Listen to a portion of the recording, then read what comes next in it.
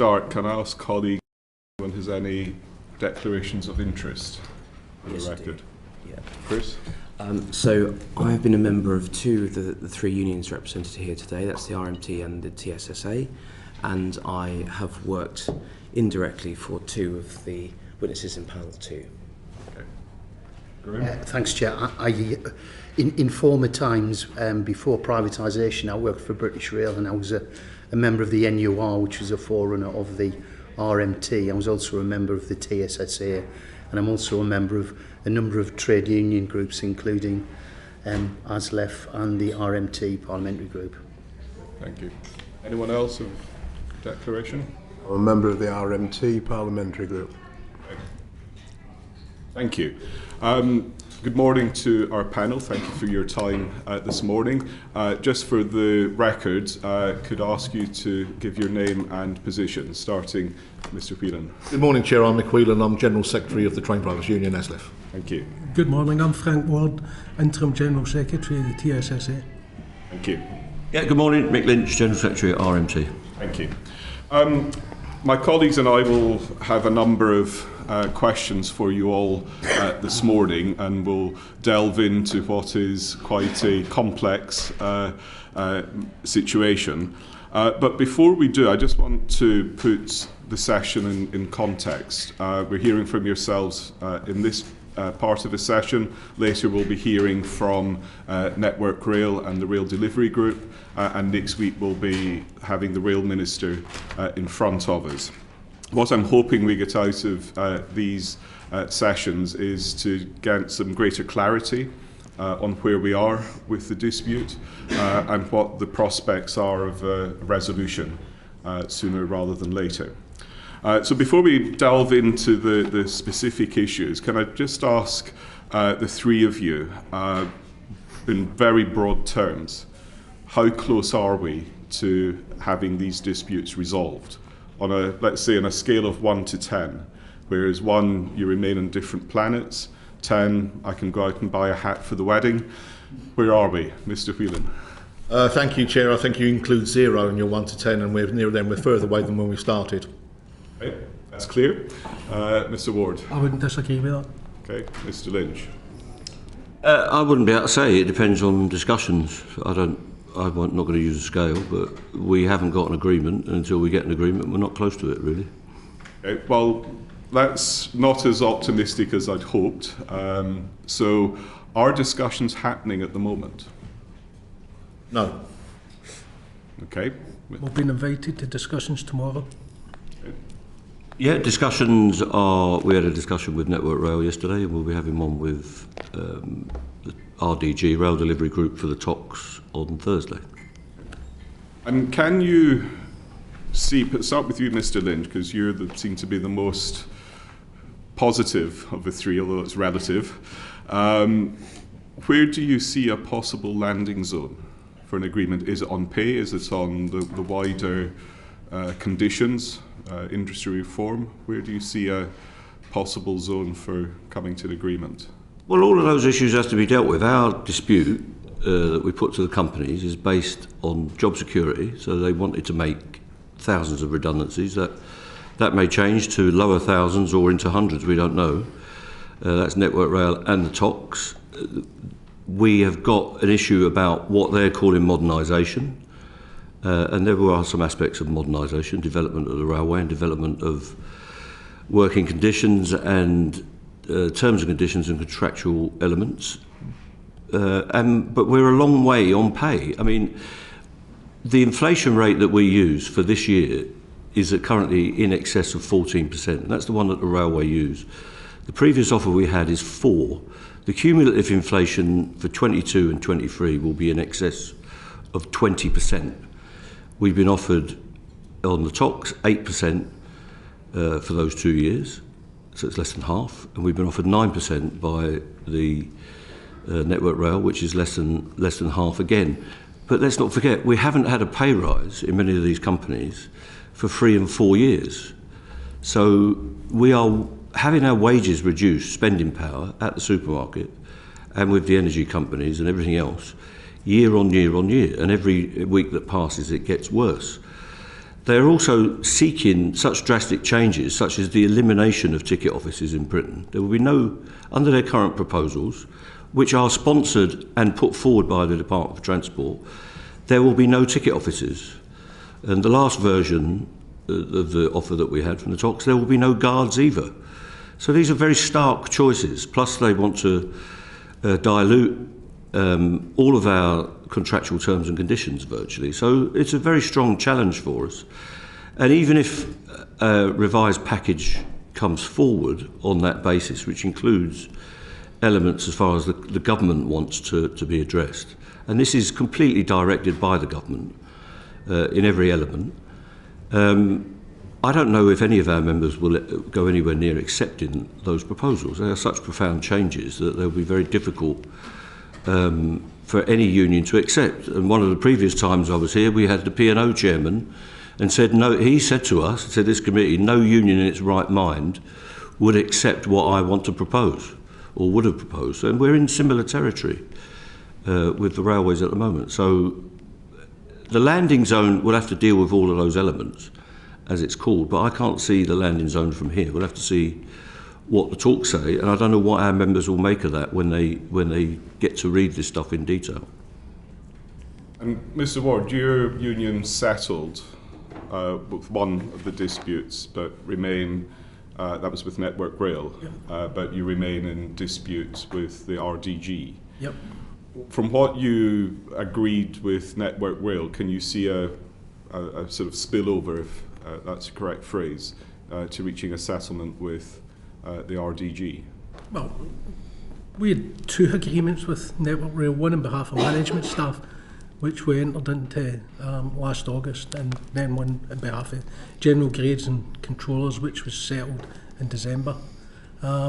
The concerns of our members were addressed in those claims. We put both offers to the members and they voted overwhelmingly to accept them. We're in a totally different situation with the RDG, and we talk about talks through the RDG. The reality is that we continue in talks with the RDG. We get to a stage whereby we think there's been some progress made. They go back to talk to their paymasters and everything unfurls in front of us. We get an offer for the RDG that bore no relationship in parts to the talks that we just concluded. The offer that was on the table is significantly different from what we settled on with Network Rail. Does Network Rail one form some sort of template? Yeah, it probably does. It's something that we could look at. There's different parts of the package that we would have to discuss with the RDG, but it does suggest a way forward, but nothing more than that. Thank you. We'll come on to specifically negotiations with the RDG in a moment, but my final question for the moment, Mr. Whelan, you said you were zero in terms of likelihood of a settlement. Can you expand on that a little, please? Yes, last week, late on a Friday evening, leaked to the press before we'd even had a chance to look at it or see it or open the email, was a deal that was sent out, contained many of our red lines, many things we hadn't discussed, and actually smashed the enabling agreement we have, because we don't deal with the RDG, we don't recognise the RDG. We're working through a group called the RIRG, and the three trade unions signed up to an enabling agreement with them. Part of that enabling agreement, of course, was that certain parts of the railway were excluded from severance, including signal persons, guards and drivers. Receive a deal telling me that there's going to be no compulsory redundancies till 2024. Also, the deal told us what our people would do, where we would negotiate, and broke the arrangements within the enabling agreement about how we would cascade any broad brush agreement we might have made at a national level. My board, my executive committee, will deal with that next Monday. I'm naturally being questioned all the time on what my view on that deal is. I'm incredibly open that I cannot recommend any one element of it, and it may destroy the ability to go back to those talks in future. Okay, well, we'll delve into some of these points, and obviously we've got the other side of the table coming to us in just under an hour's time. But can I hand over to Paul? You want to Thank you, Chair. The next question? Yeah, I mean, I have to say I don't envy anybody trying to do these sort of negotiations right in the public domain, which you guys have to. But just in terms of, I'm going to be directing this particularly at Mr. Lynch and Mr. Ward in the first instance. I'll go to you first, Mr. Ward, if I can. But I wanted to understand why you rejected the Rail Delivery Group's initial offer. And, you said that it had contained elements which had never been discussed, and then that there was it admitted significant points that had been negotiated. Can you elaborate a little bit more on that? I mean, I thank you, by the way, for the submissions that we got from some of you. I mean, driver only wasn't part of the discussions that we'd been having recently with the RDG, and the talks that we'd been having made some progress. When they came back with a formal offer in reference to driver only, it just came out of nowhere for us. So much so that I asked our negotiators, when did we start talking about this, and I was told quite categorically that we hadn't been talking about it at all. There's been no reference at all to DO? No, but there are things within the offer that were just totally unacceptable to us. It's a pay offer, 4% for last year and 4% for this year. As Mr Lynch has quite rightly referred, inflation for the rail industry is running at 14%. 4% will not help a lot of our lower paid members. The deal that we done with Network Rail was 5% in 2022 and 4% in 2023, but with a minimum of 1,750 for lower paid workers. There's no bottom for lower paid workers in the RDG offer. We are asked to make commitments in terms of delivering on the modernisation, as they refer to, within the railway, that we will not take any industrial action between signing off the agreement and April 2024. At the same time, we're being given a commitment that there'll be no compulsory redundancies before the 1st of April 2024. So they can come and propose compulsory redundancies in January 24, enact them in April 24, and we can't take any industrial action about it until after those people have been made compulsory redundant and left the industry. It's just not acceptable. And in addition to that, there were offers for Network Rail on improved terms and conditions, which we don't get anything. We don't get anything from the Rail Delivery Group in terms of terms and conditions. So there's not even a sweetener there for our members as far as that's concerned. The Network Rail no compulsory redundancy agreement ran to January 2025. Clearly, members working for train operating companies are asking why those employees in the rail industry who work for Network Rail have got no compulsory redundancy to January 25 and theirs is only April 24, and what plans their employers might have for them. So it creates a lot of uncertainty. It doesn't address the concerns in regards to pay, and there was nothing else that would sweeten it as far as our members were concerned. We consult with our representatives before we decide what to do with any offer that we get for the employer, and every single one of our representatives turns around and says this just won't wash. So you'd be looking, not trying to put words in your mouth too much, but in terms of the structure of a deal, the way that the one you've accepted sat with a bias towards the lower paid employees getting a slightly higher percentage, that's the sort of thing that could be a step in the right direction. Is that a fair comment? It would be a step in the right direction. What would also be a step in the right direction would be an offer for management staff and an offer for controllers. Which you haven't received yet? We've not received any offer for management staff and controllers, and it is notable that when we've done the deals with Network Rail, the first deal that we settled was for management staff. That was the first offer that we got, and we settled with them in that. We've not even had an offer, and we've asked repeatedly for offers for both those groups of staff, and we've been told that they don't have the authority for the DFT to make us any offer. Okay, just coming back to the driver-only operation just for a second. You said that it was suddenly brought into the discussions at a late point. I mean, I think any casual observer of what's going on in the railways at the moment would be aware that there's pressure from government and others to come up with more driver-only operations. So I'm a little bit surprised that it was a surprise, if you see what I mean. Even if I understand what you're saying, that it doesn't seem to have been specifically looked at. Can I just ask one question on DO? Is it something that you just don't see as being feasible at all, or is it the fact that you're worried about the fact that it's being pushed too comprehensive? I noticed from some of the submissions that you talk about the cases where combining DOO with a ticketless station puts all sorts of vulnerability risks because of the two. Are there spaces where you would see that driver-only operation is still practical, though?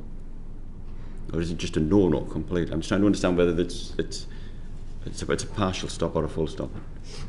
Who you ask? Because Frank doesn't have guards in his... I was going to We will not accept driver-only operation in any company without fight. We'll never sign up to accepting DOO. It will never happen while I'm the General Secretary. It will never happen as long as the RMT exists. So it's not very clever in a negotiation, in my opinion, and it is the DFT that have insisted on this, not the executives that are coming in to see you. They'll have to do what they're told because that's what the contract says. The contracts that these train operators have with the DFT says, one, that the Secretary of State is entirely responsible for their industrial mandate, their negotiating mandate. Two, he has to approve a dispute handling programme. And three, they will make no communication with the trade unions without his prior approval, including writing a business as usual letter. So if I write to any train operating company, they have to inform the DFT within 3 working days with what the contents of that letter. And that includes phone calls and discussions as well, according to the contract. So nothing happens in this industry without the Secretary of State and the 50 people in the DFT today that are working on this dispute and what they call workforce reforms. 50 people working full-time besides the politicians right now. So they insisted right at the end, and if the executives involved in this industry told you the truth, they will tell you that they knew before they put that on the table it would be rejected. And Mr. Whelan will speak on his behalf because there's 2 sets of people on these trains. So it's just not very bright to do that. Why would you, if you're seeking a solution to a serious industrial dispute that's high profile, would you wait until a Sunday afternoon at 4 o'clock to put 9 clauses into a document which weren't in the previous version? It's daft. And to me, it's sabotage. And they wanted these strikes to go ahead. They knew that going forward with the imposition of change in Network Rail and DOO would provoke a reaction. They got the reaction. They let the strikes go ahead over Christmas. They didn't lift a telephone or lift a finger to get them off. They brought forward stage-managed releases in the last week about minimum service levels, about disruption and all the rest of it, about me and various other people in the industry, all primed through certain press outlets. And the whole thing has been completely stage-managed leading up to Monday's sessions with the trade unions, as far as I can see. So it's a deliberate torpedoing of the talks which could have developed. That's why DOO was in there, not because it would have helped resolve the dispute. Okay, I'm going to try and stick to the question that I asked in the first place, which is about DOO, because I know that my colleagues are going to come back round in discussions and questions about the specific of government intervention or not, and you have the opportunity to go through that in a little bit more detail then. So really, you're saying there's absolutely no way that any train will run with DOO? We will never accept that we introduce the removal of more guards from trains. No, we won't accept that. And we won't continue with any talks that has that as a prerequisite. I'll leave that one there, Chair. Okay. Thank you, Paul. Jack. Thank you, Chair. And sorry, Mick, I should have come. Sorry, Chair, would you like to know the view of the Train Drivers Union on driver-only operation? My apologies. Yes. No, I don't want to cut across you if you didn't want to know. Quite simply, I've given evidence to this body before on the Southern dispute. Our position remains the same. The train drivers who do it hate it, feel it's unsafe. We believe it's inherently unsafe. Prior to the pandemic, the whole industry was moving in a different direction. All the travelling public, all passenger focused, and everybody wanted visible presence and a safe presence in every train. We've seen sexual assaults in our railway increase by 180%. We had county lines and drugs. We had areas where people were refusing to move without security guards on trains at certain times of night. Unfortunately, society hasn't got more polite. It hasn't got more safer. And since then, also the Rail Safety and Standards Board is designated that train drivers are lone workers. So every role has to be re-evaluated in light of us being those lone workers. So where there is no staff on stations, where there's nobody in booking offices, and where there's nobody on trains, right, we do not believe it's a safe railway for the travelling public. But also, we do believe that you need everybody in all those positions to run a safe railway, and we will not be supporting DOO if it comes forward as part of this deal or any future deal in the future. Thank you. I'll come to you, Jack, just in a second. I've just got one quick question.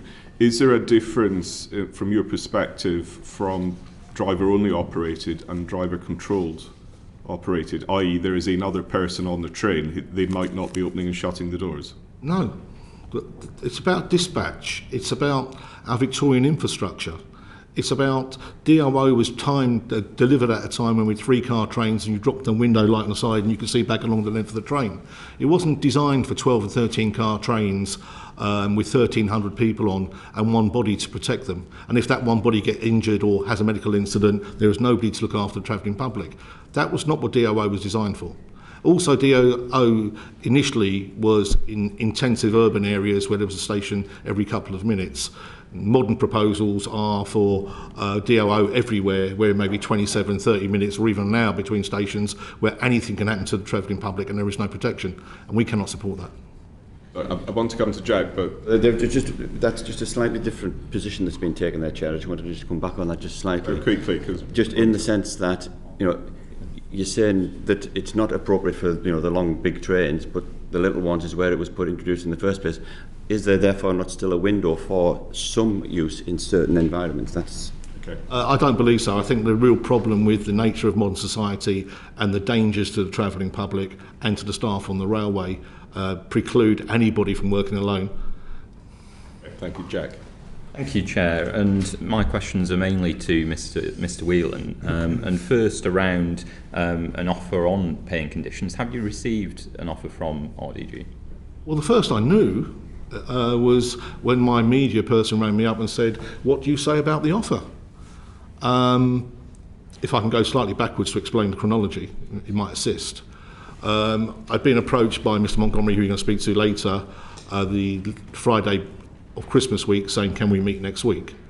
I'd met Mr. Harper and Mr. Merriman prior to that, and they said they were going to put Mr. Merriman in to facilitate the talks, and we were awaiting that meeting before we went into further talks, because we thought that was due decorum and we needed to understand the role of the Rail Minister in the facilitation of the talks.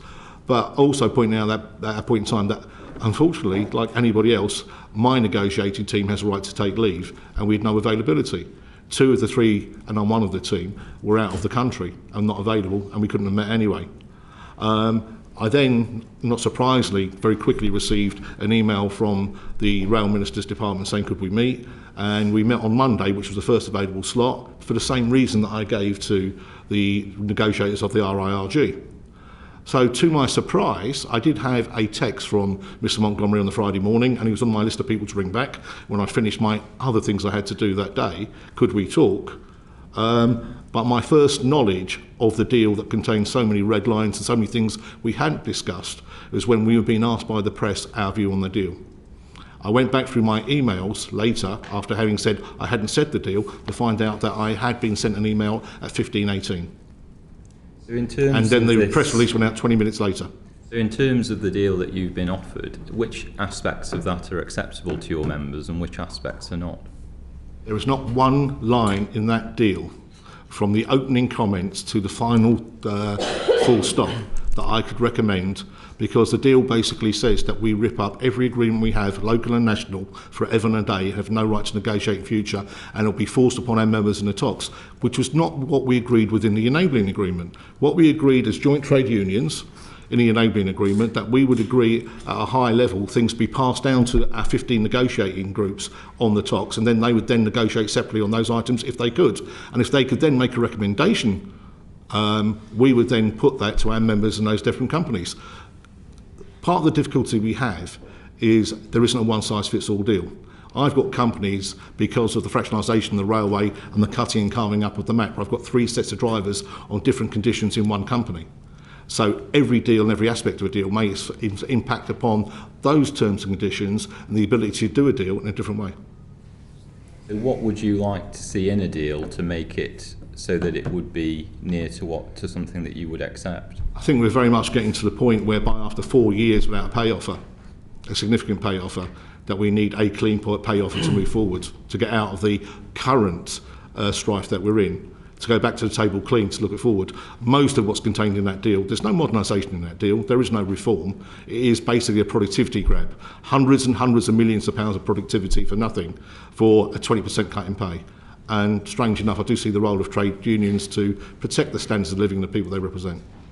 Do you recognise that there is a need to modernise certain terms and conditions? And in the areas where we have to modernise, I think I'm the person that signed off ATO under St Pancras. I think both my colleagues have made public statements about where we've facilitated modernisation before. There hasn't been a major project in the UK in the last 23 years that hasn't happened without the buy-in and the willingness of the trade unions. We want to grow railways. I don't want my people dying because there's no toilets on trains and using tenor products. I don't want my people using semaphore signals and going to 2 colour lights, 3 colour lights, and then ATO. I actually want a green railways at the centre of a green revolution, that we decarbonise and we deliver Kyoto, Paris and whatever. What we're currently seeing, unfortunately, is a modernisation. It's a pure productivity grab of a wish list of all the things that various companies couldn't achieve in the last 2.5 decades, because in many occasions they couldn't afford them, unfortunately. In terms of pay increases, given that the average driver salary is more or less double the average salary in my constituency, would you expect that it's right for my constituents to have to pay more to fund these increases to driver salaries? I find it rather intriguing, because we don't work for the DfT. We don't work for the Treasury, we don't work for the government. I've got 15 different disputes with 15 train operating companies who are declaring profits and paying dividends. In any other economic organisation, you would do your fixed costs, including pay first, before you declared any dividends or any profits. And I look around the industry and I see the high profits of the Roscoes and venture capitalists. It seems very much to me that we find ourselves in a very Monty Python-esque world, whereby you now want the funders to fund the profits of the shareholders to keep the private interest within the industry itself, and that isn't going to happen. I don't think you've answered that question, but anyway, in terms of driver salaries, do you not think that drivers are already relatively well paid? No. Okay. And if I can explain why. What would you consider to be a fair pay then, in terms Well, if drivers were on whatever salary they were within the range 4 years ago, I'd like at least nice to see them stand still. You know, what sort of figure would you like? We haven't put a figure on it. We deliberately haven't, because that was also part of the enabling agreement, that it would go down to the various companies to be discussed. Because a one-size-fits-all solution, you could only do a broad brush range of things for people to discuss that would facilitate a deal going forward. Now, we've never put a price on it, and ultimately the opportunity cost of either the productivity or the high cost of living will be determined by the people who vote on the deal. You're trying to negotiate when you don't even have a figure of how much you want to accept. I may have a figure in my head, but in negotiation... You're not willing to share it with us today? I haven't shared it with the media, haven't shared it with anybody in the last 12 months or more. We're waiting to see what can be achieved in the negotiations we have and actually what people are putting on the table. But what was thrown out to the press last week and sent to us by email wasn't even part of the discussions that we'd had. And where it had been part of discussions, many of them had been red lines. So again, echoing what Mr Lynch said, people deliberately scuppered any chance of a deal by putting out things that had already been declined. Thank you, Chair. Chris. Thank you, Chairman. Good morning, gentlemen. I'd like to start with Mr Whelan, if I may. Mick, can you just tell us, are you a member of the Labour Party's Executive Committee? I am. Could you also confirm if you are chairman of the Labour Party group of affiliated trade unions, otherwise known as TULO? It's my proud privilege to be the chair of the Labour affiliated trade unions. Thank you. Thank you. Do you receive any direction from the Labour Party in these discussions or negotiations? Excuse me for laughing. Unfortunately, no. I've had no discussions with anybody. We have briefed people in the shadow cabinet on our position as a trade union, but there has been no direct discussion or policy in relation to this dispute coming from the leadership of the Labour Party. And I think it's a matter of public record, my view on MPs and others attending picket lines. Thank you very much. Which is in direct opposition to my leader at this moment in time. Yeah, thank you. I understand that the RMT has attended 4 meetings with the department and/or the minister. Could you just tell us how many meetings you've attended, please? With which minister? I've had 3 in a month.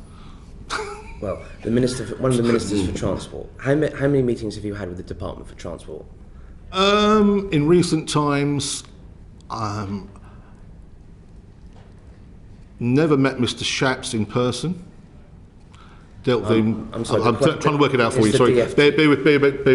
bear with me. Is it the I've RMT's never met Mr. Shaps in person. Had one meet and greet with Anne-Marie Trevelyan, and unfortunately wasn't there very long. Met Mr. Harper for the first time once before Christmas, and I've met Mr. Merriman, the Rail Minister, twice. Once with Mr. Harper before Christmas, and once to the meeting I alluded to earlier this Monday. Okay, so you've met the DFT twice. I haven't met the DFT at all. Well, ministers of the DFT. I've met the ministers for. The question was, had I met the DFT? I have not met the DFT in any capacity. Okay. There have been members of the DFT writing down every word I say when I go into these meetings with the ministers, but they haven't spoken, they haven't contributed, they haven't asked any questions, and we haven't had any dialogue with them, if that's your question. Yeah, thank you. Could you just tell us what's the best offer that you've received so far from the RDG in respect of a TOG? The only offer we received in 4 years was the one that was leaked to the press last Friday. So I understand that ASLEF refused an offer from Merseyrail of a 19% pay offer. Could you just tell us why that was? We've done a deal on Merseyrail.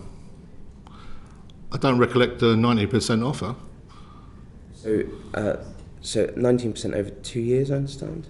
Right, so we've done a deal with Merseyrail, so we've accepted the deal's gone out to ballot.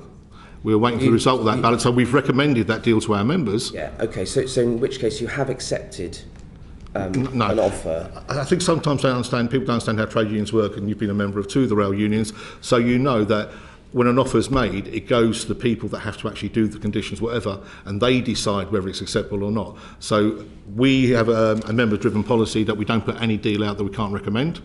Yeah. If we can recommend a deal, we put it to the people that have to do it, and then they tell us whether it's viable or not. I see.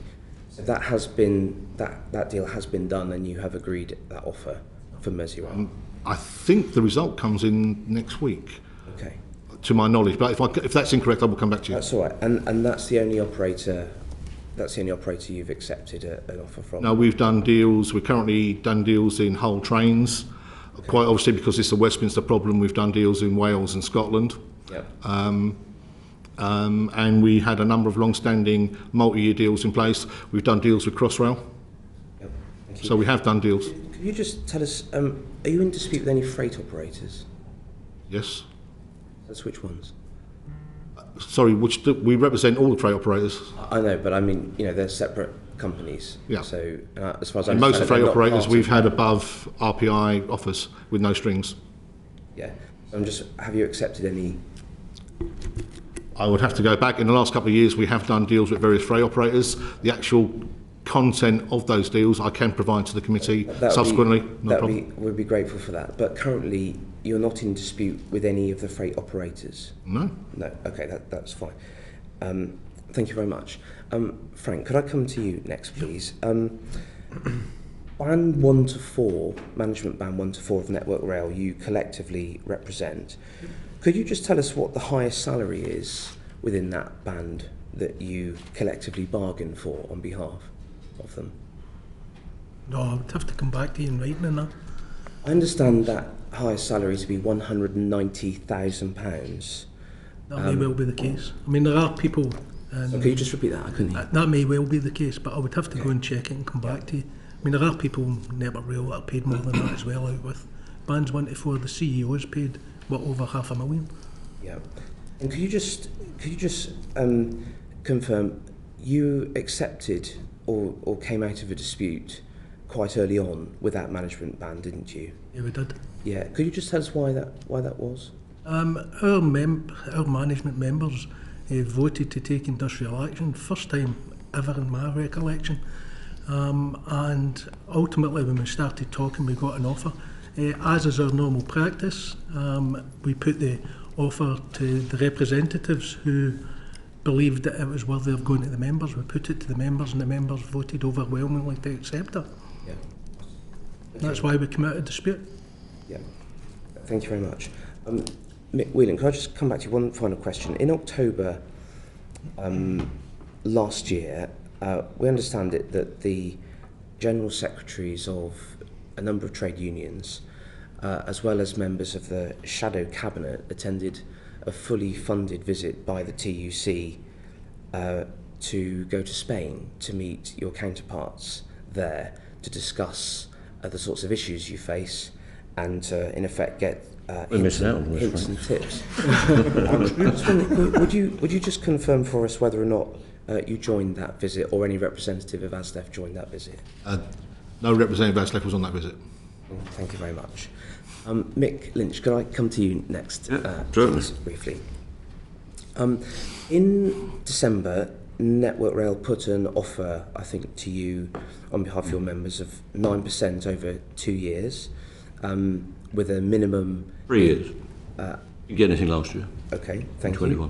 With a minimum of a £1,750 value for 2022. Am I right in saying that those who were paid under 35,000 would have in effect had a better offer than that because of the minimum threshold? Yeah, there's what we call an underpin, which is RMT's policy, that there should always be an underpin or some mechanism that advances the lower paid, because continued percentage increases give them, over an evolving period, a worse deal. So that's something we're seeking from all employers and have been successful in over 20 years or more in improving lower paid wages. But it's not an offer of pay, it's an offer of, as the DFT calls it, reform and modernisation. It's a package deal, so it's conditional on accepting major changes to a whole range of things. Would you be willing to share with us the details of what that offer has been so we can see it? Yes, it's in the public domain, I think. It's been put on, it's on the Network Rail website, it's on our website, it's sent to all our members. I think it's broadly available. It's quite a long document. There's a document with it called Modernising Maintenance. There's some elements for signallers and others, and station grades as well. Would you just confirm to us why the RMT only gave a period of 6 days for the referendum of the last offer rather than the standard 14 days that you would typically do? Well, we don't have a standard. We arrange the referendums in the way that suits the needs of the dispute. So what was happening in Network Rail at that time was the commencement of the change that we hadn't agreed. So they told us that they were due to go to what local consultation or second level consultation on the changes, which would mean the actual rearrangement of the teams and the cuts to the jobs that they want to bring in, and the initiation of... Come back to the specific, so that's why, well, that is the specific. We needed to get the referendum result in before those changes happened. So the clock was set ticking by the company and said to us, we're going to implement these changes from the 15th of December. So we needed an answer as to whether it was found acceptable before that happened. I understand on the 6th of December an increasing number of groups of members of the RMT broke the strike. Could you just tell us what percentage of members did actually break the strike on those days? We don't have a report of any increase in people breaking the strike. We know that, as you've just heard from the TSSA, that the managers and Unite and the white collar and supervisory staff have gone back to work, so they're not on strike. They've been on strike with us previously. Our picket lines are solid. The action that we have taken has had the same effects as it has on day one as it is having in the last week or so. Are there any final points you'd like to just share with us in terms of your current negotiating position with Network Rail? Well, we will continue to talk to Network Rail, and it will continue to be a challenge. You're going to hear from Tim Shoveler. I spoke to him yesterday afternoon. We were always talking to these companies to try and work up solutions to the problems that we've jointly got. And we'll continue to do that, but it remains a challenge. The demands that have been made on us are very difficult for us to accommodate, and ultimately we feel those demands and the inflation rate means that our members' work is being undervalued by vast amounts. But that is a deliberate policy of the government in this country at the time, to lower wages of working people right across the spectrum, especially where they have an influence, to make them poorer than they used to be. And I think that's a direct result of government policy. Chairman, back to you. Okay, thank you. Gavin. Thanks so much, Chair. I probably should declare before I start I'm unencumbered by entreaties from the Labour front bench and was proud to support the workers at Glasgow Central last week. But we move on to the role of government in the dispute. And bizarrely, during the dispute we've had 3 entirely different ministerial teams at the DFT. I wonder, and I'll start with you, Mr. Whelan, what role the government, or what role each of those teams have played in the dispute thus far, and what difference there has been between the approach of the three teams, if I could? I think there's been a constant interference in the free collective bargaining process by all the teams. Increasingly there seems to be a generation of bad faith driven from behind the scenes. We've seen that in what happened with putting clauses into the RMT deal that hadn't been discussed, and I believe the leaking of the deal and putting the deal out to us last week. I don't believe that's been done without any discussion, because as we know, before anything can come out, discussion has to happen with the DFT and the relevant minister. So everything that's happening is, we believe, currently government driven. And we have no way of affecting that. Has there been any improvement with the new ministerial team compared to the previous 2 iterations? We've had an offer from Mr Harper that Mr Merriman will help facilitate future talks. Unfortunately, that's been scuppered by what happened last Friday, because at this moment in time there is no future talks for him to facilitate. We would hope there would have been an ownership role within those talks. I think Mr Merriman made it quite clear that he was just there to facilitate meetings and how it would work in future. We live in hope that it will help. Mr Ward, same question to you in terms of the different approach of... Mr Sharp's was non-existent as far as we were concerned. We foresaw difficulties with our 2022 pay claim as early as December 21. We submitted claims to the majority of the employers and get no responses whatsoever. We repeatedly contacted employers asking for meetings, get very little movement from the employers on that. We wrote on a number of occasions to Mr Sharps and asked him if he could use his influence to engage the employers before we went into dispute, get no responses whatsoever. So as far as we're concerned, it just wasn't there. Miss Trevelyan wasn't there really long enough to make a difference, to be honest, in this. And to be honest, the dispute almost went into hibernation during the leadership, the Tory leadership campaign. So that's just not worth there. Much more comment on that. The current team is slightly different. They engage. We've had a number of meetings with either the Secretary of State or with the Rail Minister. They continually offer to use their offices to try and facilitate an agreement. However, the evidence that we get from the RTG in particular is that they cannot make any agreement without sign off from the DFT and the government ministers. And consequently, any time we make any progress, it goes back and then it comes back and it's changed again. Yeah, Mr Lynch.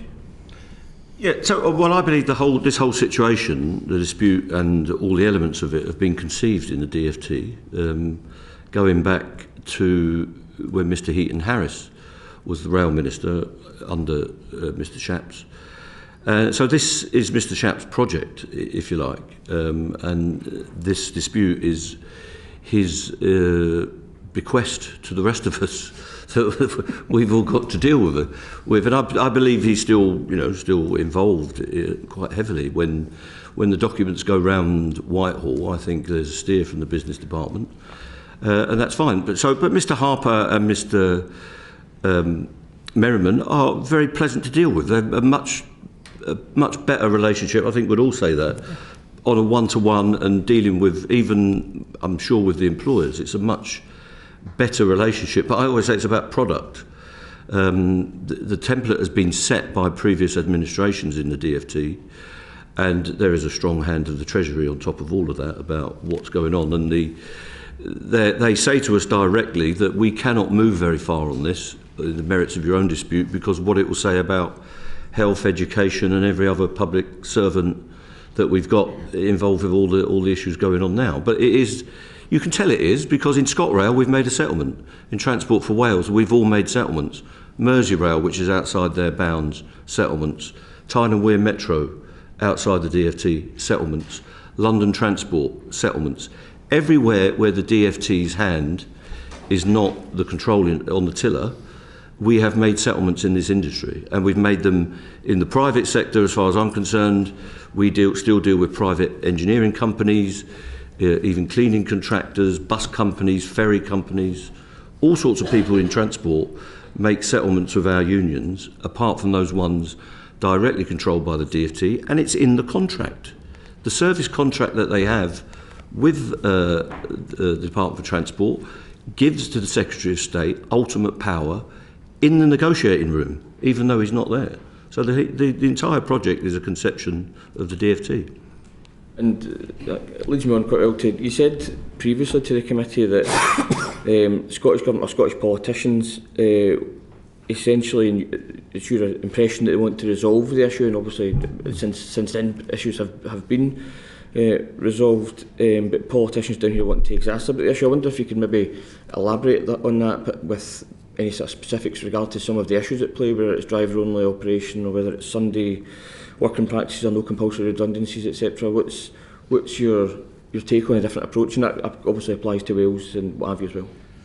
Yeah, and I think it's true in the devolved authorities in Merseyside and those other areas as well, and London.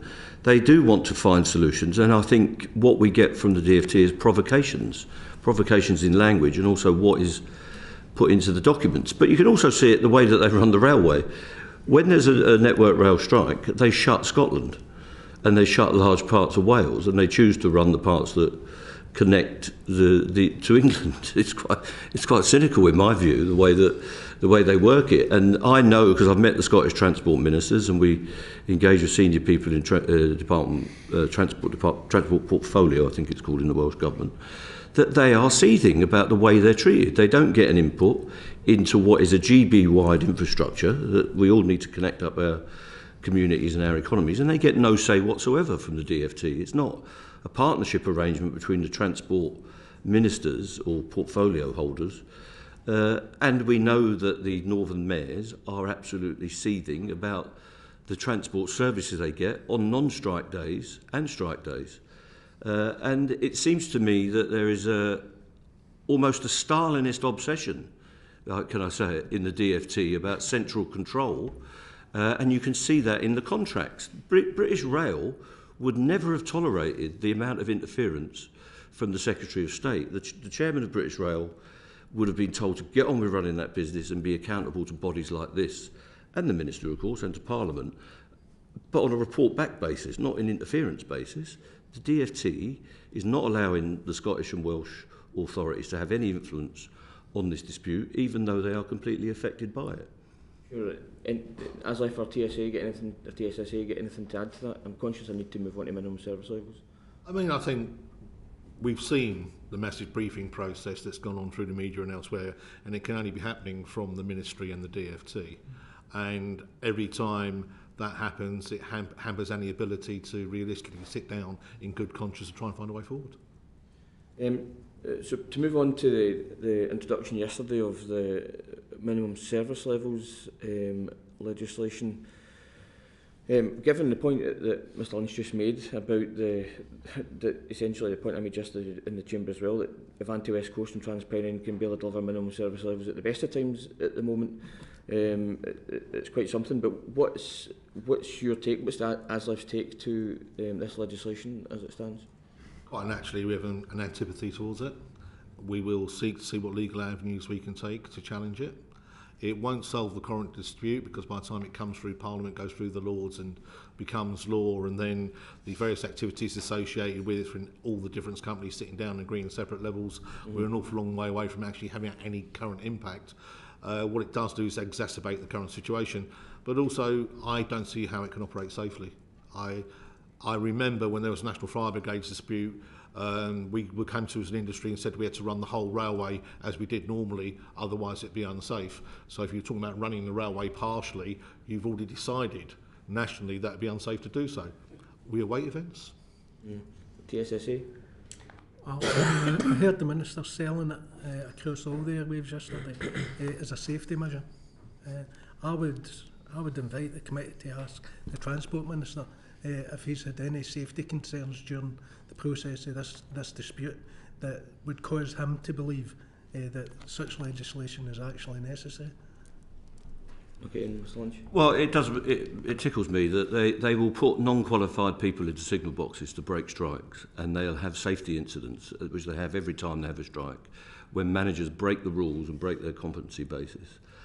But it's the unions that are endangering safety. It's the attempt to break strikes that imports more danger than anything else. And it's an infringement of civil liberties. The right to strike is something that any democratic society will have. If they want to run the signalling system on Network Rail during a dispute in the way that they will, they'll have to get all the signallers to work, and they will command them and conscript them to work. If they were doing that in Putin's Russia or in Iran or China, they would rightly be condemned. Conscripting workers to go to work against their will is an outrage, and that's what this legislation will bring forward, that either we will name them, or the companies will name them, or even the Secretary of State may name individuals that have to go to work on strike days. How that is democratic and free in a free society, I don't understand, and we'll have to challenge it in every way that we can, and it'll have to be repealed as soon as there's a change in government. And very brief, quick last question, but before we move on to the last question, if you were to have the Secretary of State in front of you or the Rail Minister, what is the one thing you need from them to advance this situation? I think we'd be consistent in saying that it's only the government and the Rail Minister that can take the shackles off the employers in the negotiations. I previously reported to you that we were stunned when we found out that our employers had signed a deal with the government where they couldn't offer more than 2% in pay. We never even got offered the 2% in the last 4 years. Constricting free collective bargaining and then endangering people if they dare to have a voice in it later on is a very difficult direction for any society. And do you differ from that view, or No, not really. no, the same? Okay, thanks. The employers need to be free to negotiate. At this moment they're not. We may well be asking them that in the next panel. We'll probably move on to those questions, but Mike, you want to come in on this point too? Yes, to Frank first, Frank Ward first. You recently accused the Secretary of State, and I quote, of actively blocking any improvements to a possible deal. Why do you think this Tory government would actively block any improvements to a possible deal?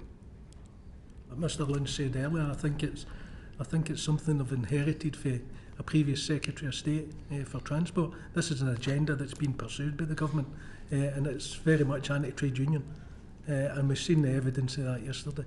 I think they've been looking for particular disputes that they could hang this particular legislation on, and it's been encouraged over the last 9 months. We've gradually worked towards the situation that we find ourselves in now. Thank you. And same really to Mick Whelan and Mick Lynch. Do you feel they're blocking the deal, and what are the motives? Yeah, I think they have dictated what the companies say. I don't think they can even deny that. It's there in law. It's in the contract. So, but they've got themselves stuck. They thought that the public would hate the trade unions. They thought this would all go away in June. And instead, the reverse has happened, that more unions have joined into campaigns against poverty. And where this is a campaign to drive poverty into our communities, I believe. So last week, and in the run-up to Christmas, I think the whole thing has been choreographed and stage managed so that the action went ahead, so that these announcements could be made according to a timetable, starting with Mr Sunak on Tuesday, I think, and then the announcements of these draconian anti-trade union laws this week, and ending with the choreographed sessions on Monday. So the whole thing has been pre-arranged. It's almost as if there's been some kind of stage director running this dispute. That's why we couldn't make any progress before Christmas, even though I know the companies wanted to. They wanted to come to us with developed proposals, and they were not allowed to by the Department for Transport. And if anyone says that's not the case, they are not telling you the truth. And I'll put that on the record. They have stopped the development of proposals deliberately at every stage in this dispute. And every time we make a suggestion, they have to go and ask the DFT, the 50 people that are working on this, whether they can make a change to the text or indeed the principles of the proposals. And it takes weeks every time. And yourself, mate. It's quite obvious from the chronology of what's occurred. I echo mixed sentiments, but quite simply, our employers know how the rail unions operate. They know that we here are just the faces of the trade unions. We have executive committees and boards who then decide whether things are viable or whether they go to our members. And the very activity of leaking a deal to the press last Friday, before they had the opportunity for it to be properly considered by the trade union to articulate a response back to the industry, they knew exactly what they were doing, and they must have been doing it on the behest of somebody else. Otherwise, why were they set up to fail? Singling out the DFT, essentially Secretary of State, yes, it's hardwired into the system, isn't it, process? The book lies with them. What's the motivation? What do they need to do to ensure that actually there's a compromise, there's a win-win solution, there's a resolution to this dispute? What steps do they need to take? And why on earth are they driving it? What's the motivation? Your assessment? Well, it's not. They're not free actors themselves, the DFT. The Treasury has always run this dispute, whether it's been Mr Sunak in his previous incarnation, and the spending limits and all the rest of it.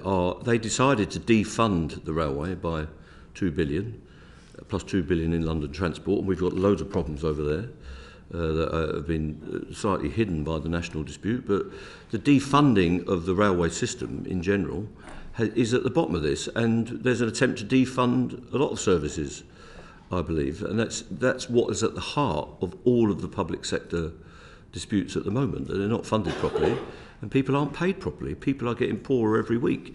But that is a deliberate policy to transfer wealth, I believe, from working people to people who have got money already. It's all part of a game that's being played in front of us, and this is how it plays out in detail. That's their motivation. Frank? I've nothing to add beyond what I said earlier. I think the whole thing's been choreographed in order to allow what happened yesterday, for the business secretary to stand up and say we're going to crack down on trade unions. That's the motivation. It does appear ideological. I hear stories from the government about wanting skilled, high-paid workers, and then their activities across all sectors, not just the rail sector, actually seem to want to challenge vocational people or people with skills and keep them down. The fact that we hadn't had a pay rise for 4 years, we weren't seeking a pay rise for the 2 years of the pandemic. We only went to Mr Heaton Harris when inflation started going through the roof and when it hit 5.2. Now, if our members were demanding a pay rise, not having had one for the previous 2 years when inflation was 5.2, how do you feel when they find last year inflation going to 14% and in massive double digits and possibly going higher than 14% this year? The idea that 4% and 4% for every condition that we've ever had, because that's what the current deal does, right? A 20% pay cut in real terms, right, for no future and no say in what you can do in the future. How could any trade union sell that to anybody they represent? I don't understand it. Yes. Thank you, gentlemen. Okay. Greg. Thank you. Thank you, Chairman. Can I ask you all, from the answers you've given so far, it doesn't seem that there is an end in sight for this particular dispute. So if we just take that as read, how much longer can you, your members, the entities that are your respective unions financially sustain this dispute? I've said it repeatedly, we're in it for the long haul. Our members will do this because it's their futures for as long as it takes. I rather flippantly said in the press the other day I'd like to see it resolved before I retire. I'm going in 3 years' time. I'd like to resolve it tomorrow, quite honestly. Our people don't want to be losing picket lines, they don't want to be on strike, and I'd rather go back to doing my day job of trying to rebuild this industry rather than where we are now. But when people want to take away everything that you may have generated over 140 years in one fell swoop, right, and pay you less than you were getting 3 or 4 years ago for it, why would they sign up to that? It's not going to happen, is it? But specifically to my question, I understand everything you've said. We can financially sustain this for an awful long time. And your members? And our members. Mr. Ward.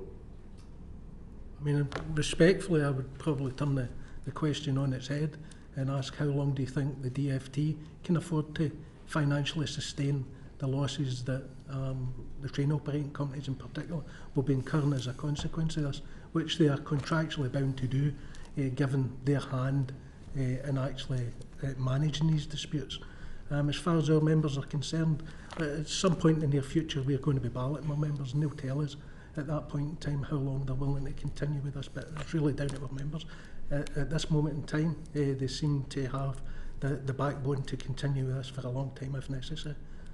We've had some members out in as many as 9 days straight as a consequence of this dispute, so they are suffering in their pay pocket, and some of them are low paid workers. We hear a lot about train driver salaries and some managers' salaries being up at £190,000 and that. The brunt of the changes which are being brought into this industry are going to force down on the lower paid workers. The booking offices are going to close across the country. A lot of those employees are getting paid at around £20,000 a year. A 4% pay offer to them is less than £20 a week as an increase. 4% to someone who's on 200,000 or even $500,000 in the case of Network Rail makes a big difference to them. But £20 a week isn't going to help a lot of our members to address the financial uncertainty that they're facing at this moment in time. But they've still got the backbone to stand up there and say we're not putting up with it anymore. Okay, I'm going to come back on one point you made to all three of you in a minute, but Mr. Lynch, just on that first question. Yeah, well, our members have reballoted, all the members, 43,000, and they voted for a further 6 months mandate. We don't want to exercise that mandate. We are looking to develop a settlement, and they will decide ultimately through a referendum vote whether whatever is the final resolution to the dispute. We don't finance our members. We give them some dispute payments, which is money that's collected. They don't get strike pay, so they finance it themselves. So they will make their decisions, but at the moment, our action is having the same effect as it did on day one. And we will consider, once we've had the discussions with the government on Monday, we will have the discussions with the companies, and we go to our people and have mass meetings of reps all of the time. So we met 400 reps last week, immediately after the action, and we will meet them again when we get more proposals. So it's not just a diktat. They decide, in effect, through their elected people, the pursuit of the dispute, what action we should take, when we should take a pause, when we should go back to it, when we should have a referendum. So it will be sustained as long as they want it to be sustained. Okay, so let's just take as a possibility that 6 month mandate goes 6 months. Maybe there's a fresh ballot, maybe it goes longer than that. How much damage do you think from the existing industrial action and potential future industrial action is being done to the railways in the most generic sense, full stop? We know that COVID brought massive damage and that it fundamentally changed habits of customers, of passengers. We're seeing a lot fewer rush hour use, more social use, more weekend use of the railways post-COVID. add in uncertainty on the part of consumers as to whether the train will even be running because of industrial action, how much damage has been done to the railway, particularly from consumer choice, which then plays to Mr. Ward's point about losses to the operating companies as a result, not just from industrial action but from changed habits? How much damage has actually been done to the railway? Loads of damage has been done, but as I say, the damage is conceived and controlled in the Department for Transport. This is their project. They knew that there would be an industrial response from the trade unions. They decided to make what they would think is a great leap forward and provoke the workforce and attack the workforce. So the damage has been envisaged in Whitehall by people who know very little about the railway. Rather than trying to get consent and evolution of the railway, they went for this great leap forward, and it's blown up in their faces. So the damage is being conceived by this administration, and they are inflicting the damage. They have also brought forward a set of legislation that they quickly abandoned on the future structure of the railway. Maybe they'll come back to that, I don't know. Maybe there'll be a new transport minister that'll have another idea. So the damage is being caused by the inconsistent and reckless policy of the people that are in control of the railway, which is the current administration. It's not being caused by the workforce, who are prepared to work through change that is considered and agreed rather than imposed. I understand. You won't expect me to agree with it, but you'll understand. Well, most people do agree with it. Most people think our rails are in a terrible state and that government policy is useless. Let me put this into a question. I understand the perspective you're coming from, but surely you must agree that by making the railway uncertain in its operation from the eyes of the consumer, the people who pay a lot of money. You're talking about when we're on strike or when we're not on strike? When you're on strike. What about the days when we're not on strike, when it's absolutely useless as well? That's a whole other evidence session. No, it's not. So since the timetable change that came a couple of years ago, the whole thing's been a disaster. The question is, you must accept that people are being driven away from the railway because of the uncertainty of knowing whether it's running, because whether it's on strike or not, people are going back to their cars, they are going to coaches, they are just not travelling. We've seen the evidence from UK hospitality that the hospitality sector took an absolute bath in December when they're meant to, because people couldn't get into predominantly London. It's not a question, is it? But I think it's your government's fault, is my answer when you get there. Driving people away from the railway? No, you are. Your government. Right, okay. Mr. Ward. I mean, clearly, if there's uncertainty about the service, it will drive people away. There's always been uncertainty about the service in the railway in recent years for different reasons.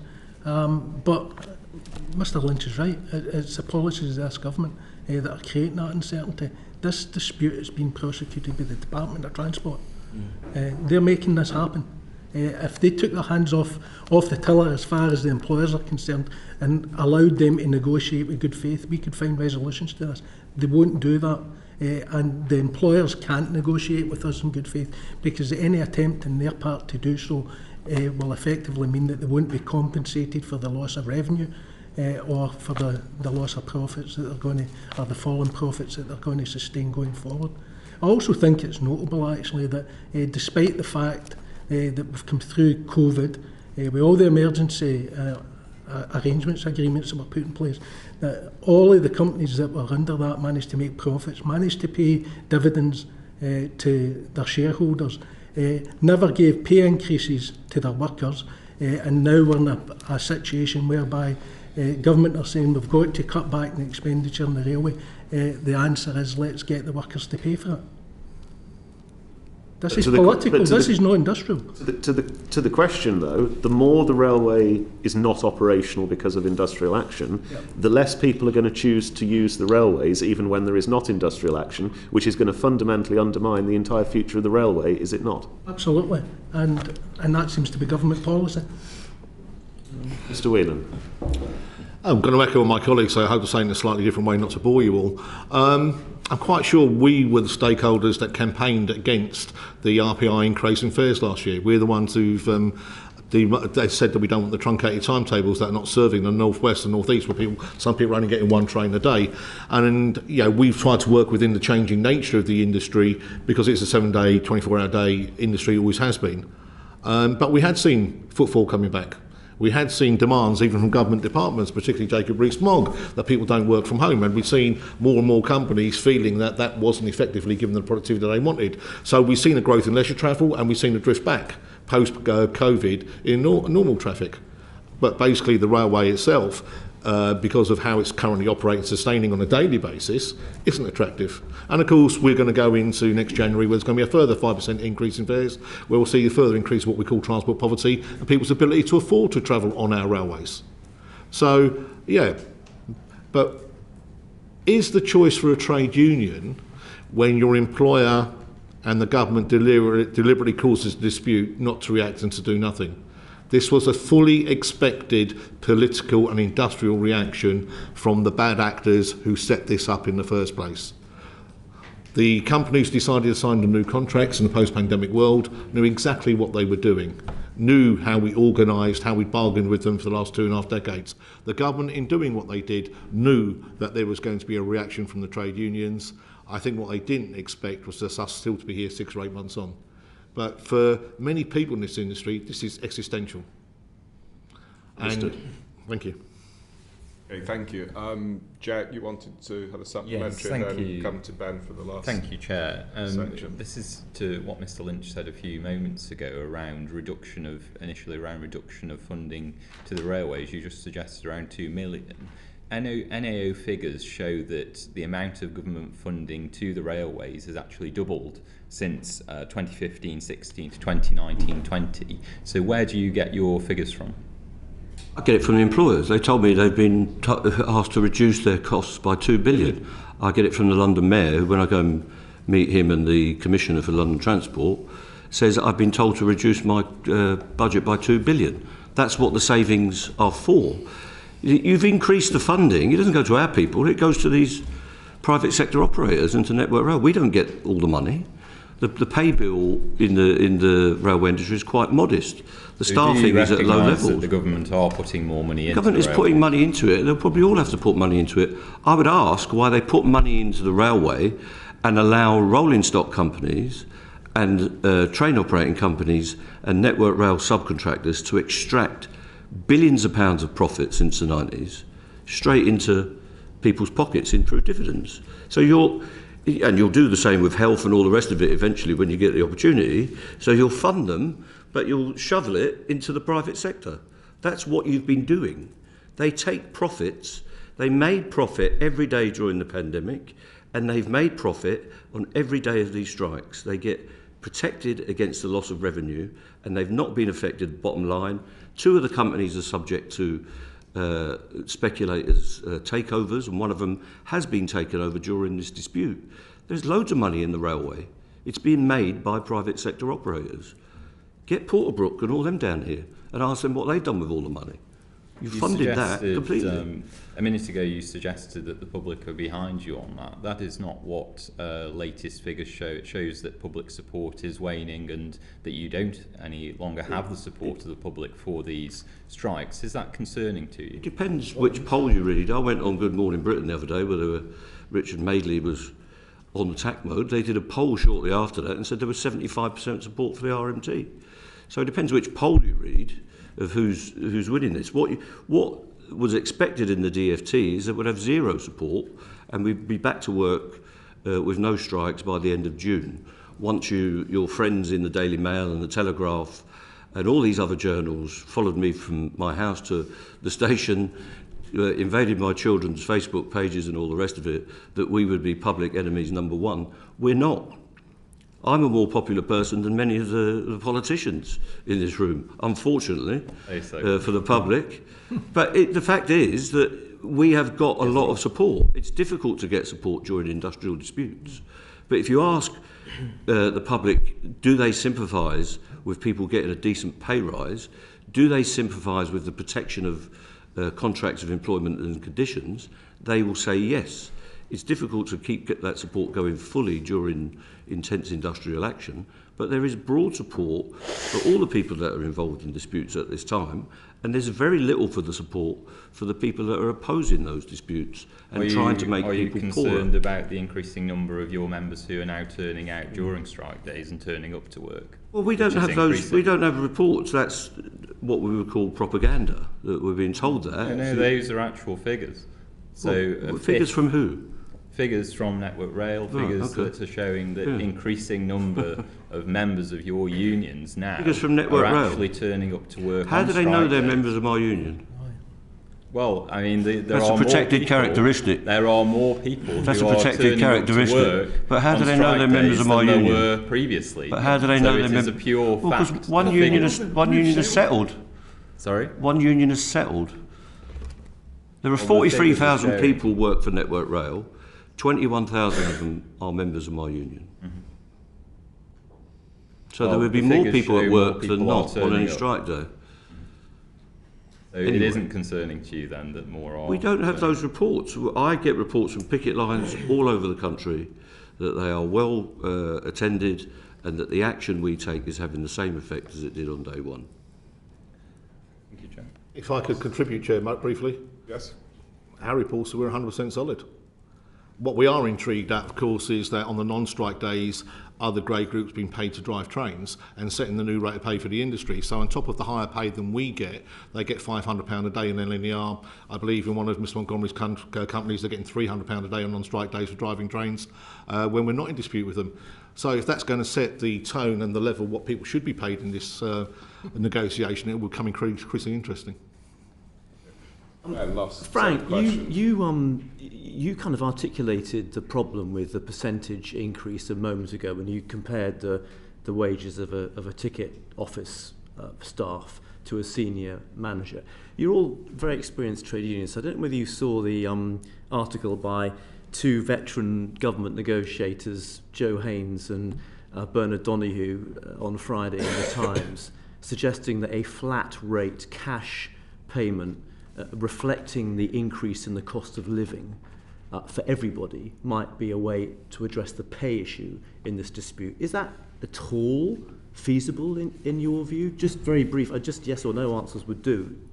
Well, there's an element of that in one of the offers that we've got, and we're not averse to any sensible proposal. We'll consider it. It depends, what it is. But the format doesn't particularly bother me. We'll see whether it matches up to the problem or not.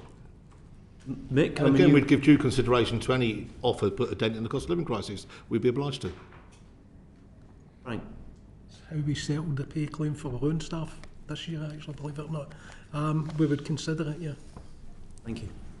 Okay, gentlemen, thank you very much for your time this morning. Slightly overrun, but we've had a good airing of the issues. You're very welcome to stay for the second panel if you wish. We'll be putting some of the points raised to them. But for now, thank you for your time. Thank you. And invite the next panellists to come forward, please. That's an interesting response. What they should do, the government having a sense, that's what they should do. They should do what Joe Haynes and Bernard Donoghue suggested. Offer a flat rate reflecting the cost of living. Network Rail, they've offered a minimum flat rate of $17.50, and then it's incremental on top. So they have almost done that.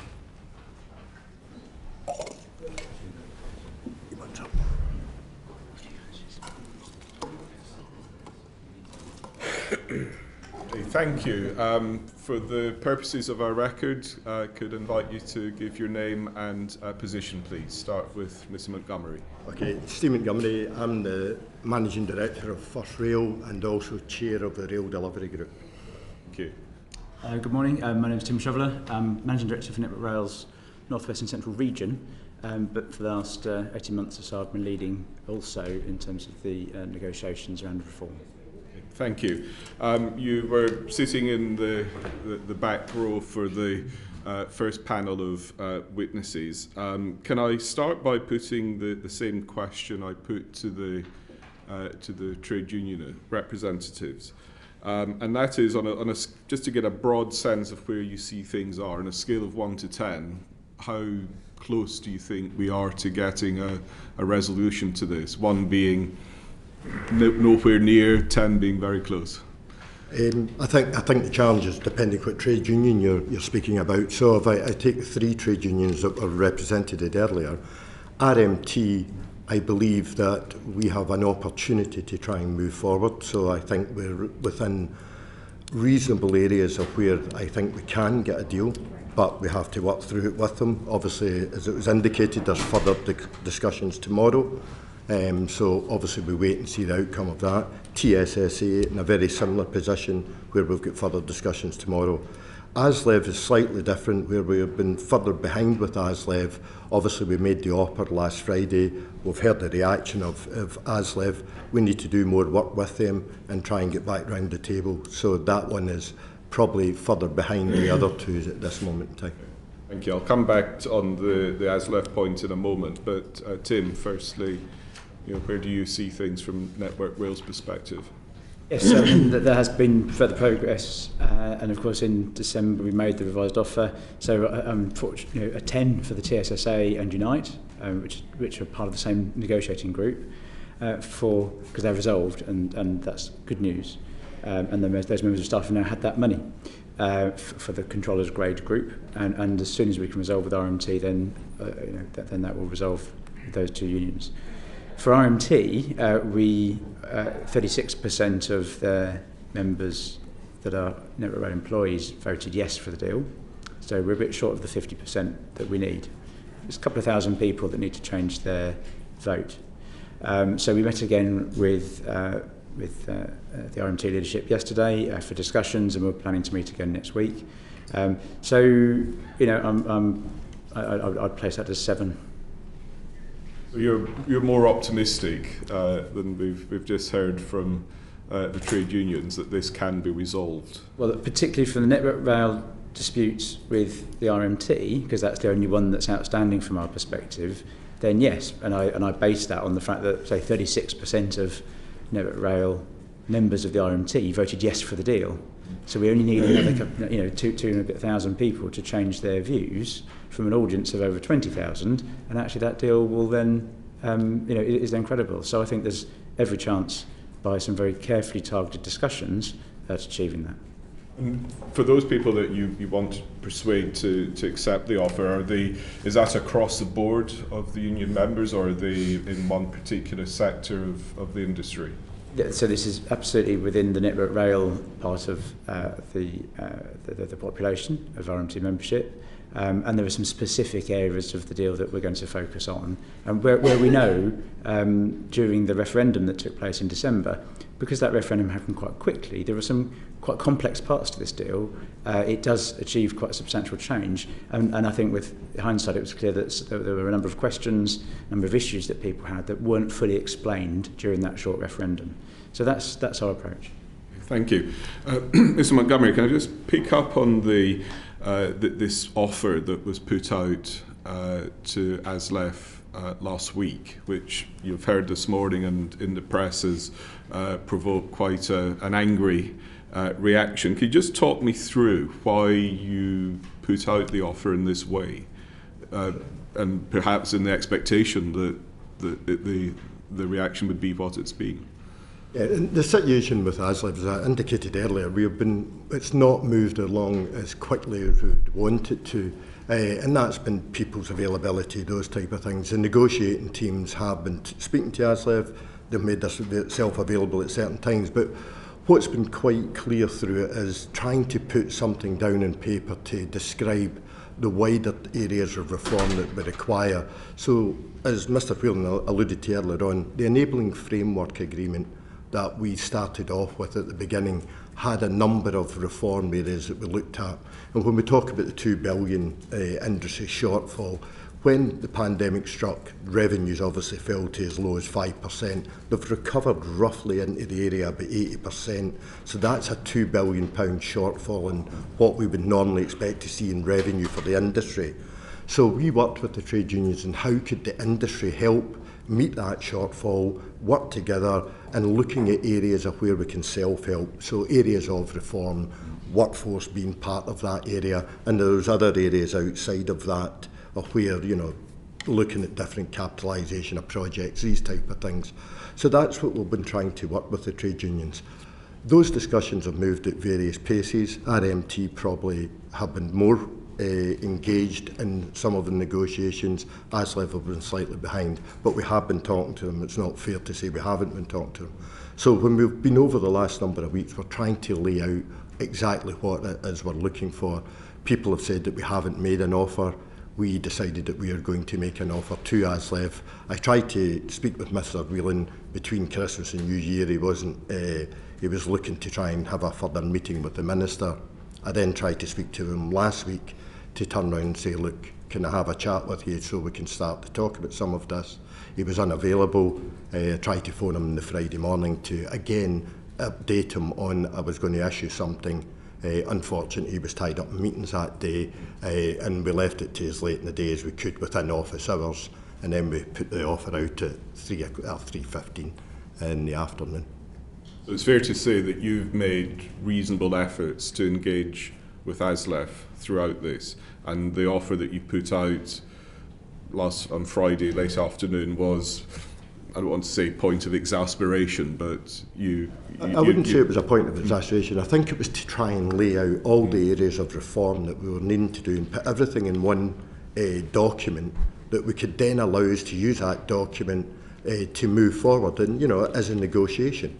And that's what myself and the trade unions and Tim and the trade unions try to do, is have that negotiation so that we can try and flush out the areas of where we're in agreement or disagreement, and then try to work forward with that so that we can get some form of settlement to get this dispute off the table. So, having listened to what they said earlier in this session, what's your next move to try and engage with ASLEF to... Well, I think Mr. Whelan alluded that he has gone back to his board, his exec committee. They will look at that document, I believe it's next week, and they will come back to us after that with a response to that document, or maybe not a response, but they will come back in some shape or form. I would surmise that they will then turn around and say whether it's acceptable, reject it, whether they want to get into further talks to understand it more. So that's what we want to encourage, that we have a further discussion with ASLEF so that we can try and get through the document in more detail and then try and work to a solution to it. I think I'm quoting him accurately when he said there wasn't one line in it that he could possibly accept. That doesn't sound terribly hopeful. So if that is their reaction when they've spoken to their executive, what comes next? Well, again, I think they have to take it away, they have to read through it. I would say that there is a number of areas of where we can get common ground. You know, the thing that we've got to be quite clear is that we are not cutting people's wages, you know, they're out and increasing their hours. What we're trying to do is work within the frameworks that we have within the companies, so that we can then get greater productivity that provides a more punctual and reliable railway. And that's what we're trying to work with. And it makes us more cost effective then. You know, these type of reforms will make us more cost effective, less reliance on rest day working in these type of areas. So that makes the railway better. We can deliver that service for customers who, let's be fair, through all this process, have the big people who've been most affected. And obviously then staff impacted on the strike action. So we've got to work together to try and resolve this.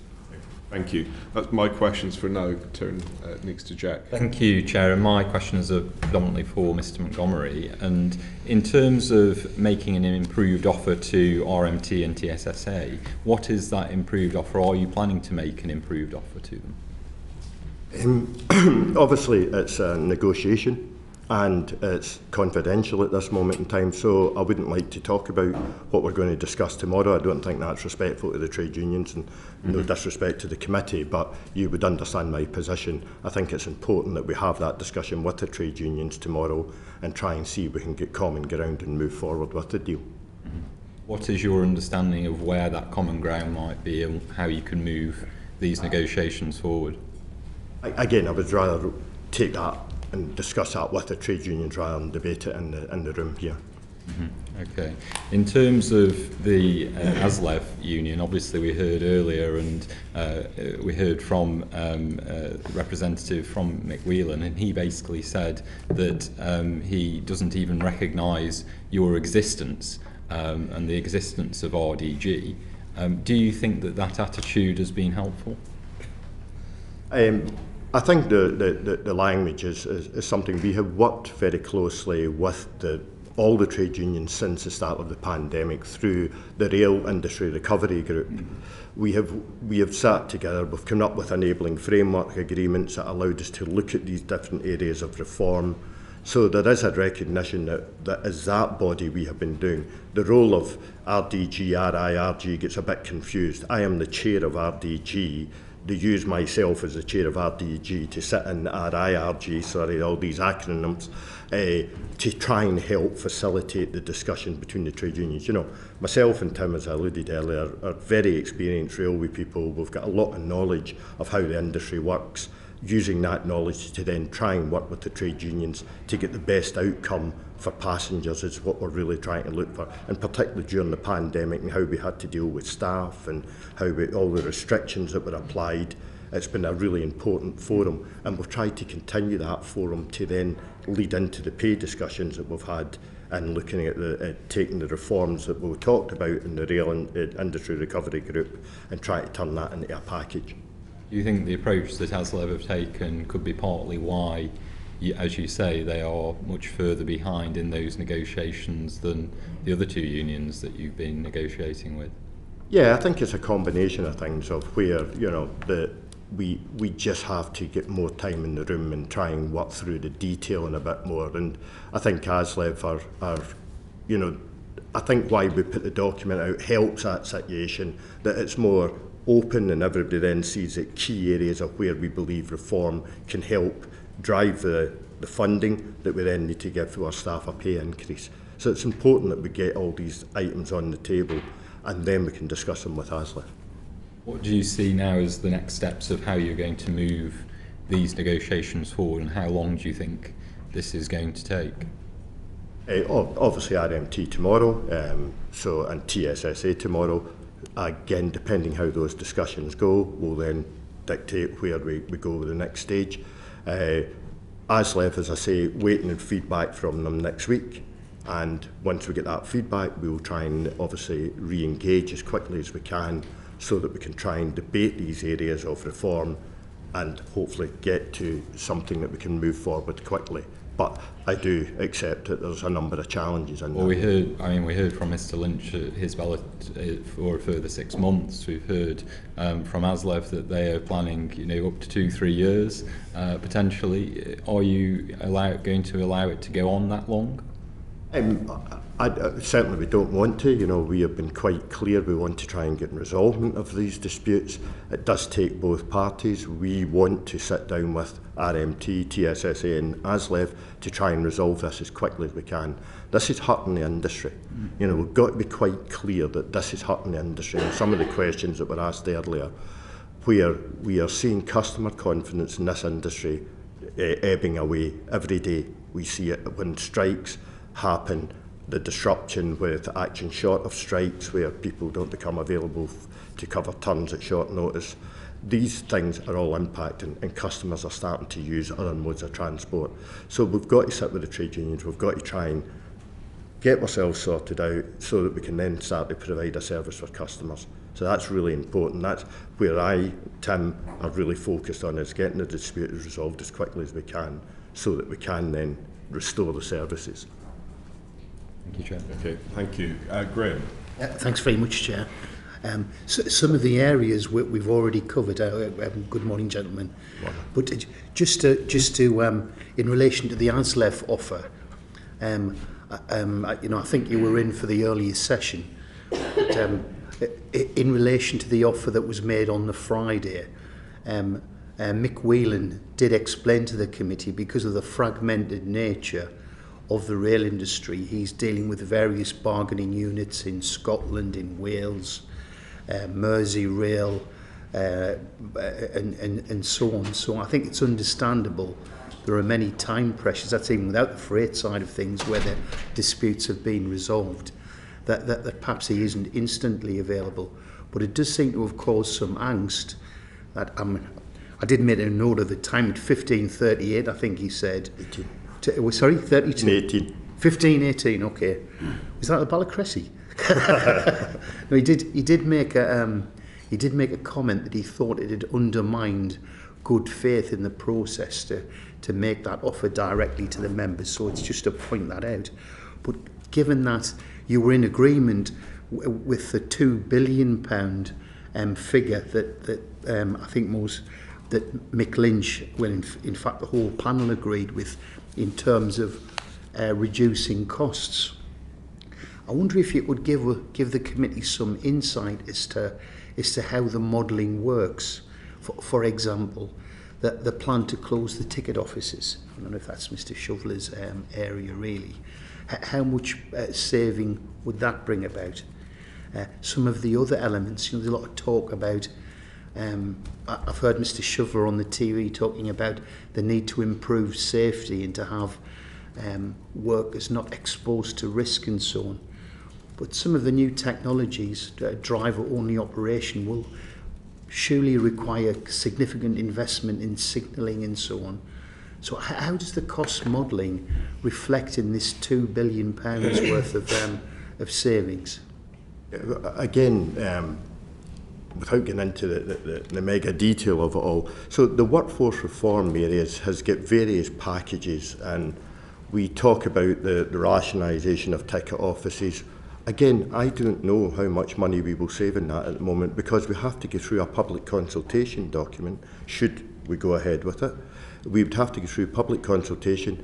When we complete that public consultation, that then has to be submitted to the DFT, and somebody has to opine on whether that booking office can close or whether we can reduce the hours on it. And that's how the process works at this moment. So until you get through that whole process, you don't actually know how much money you could potentially save. But again, just to be clear, in a lot of booking offices, we are not talking about unstaffing stations. This is one point we need to be quite clear. It's about moving people from out behind the ticket office window onto platforms, able to give a greater service, hopefully, to customers. But, where you want to make sure that people are there to deal with more vulnerable individuals.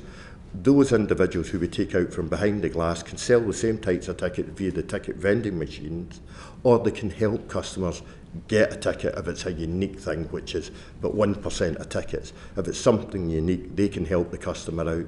But when they're out from behind the glass, if they see a vulnerable individual, somebody needing assistance, if it's a child on and off a train, or wheelchair assistance, they are there then, rather than in behind the glass. I understand that, but surely there must be some costings as to what the cost benefit are to I don't know whether you're using the term repurposing, but however we describe it, the closure of the ticket office is quite a lot. How many ticket offices are we talking about?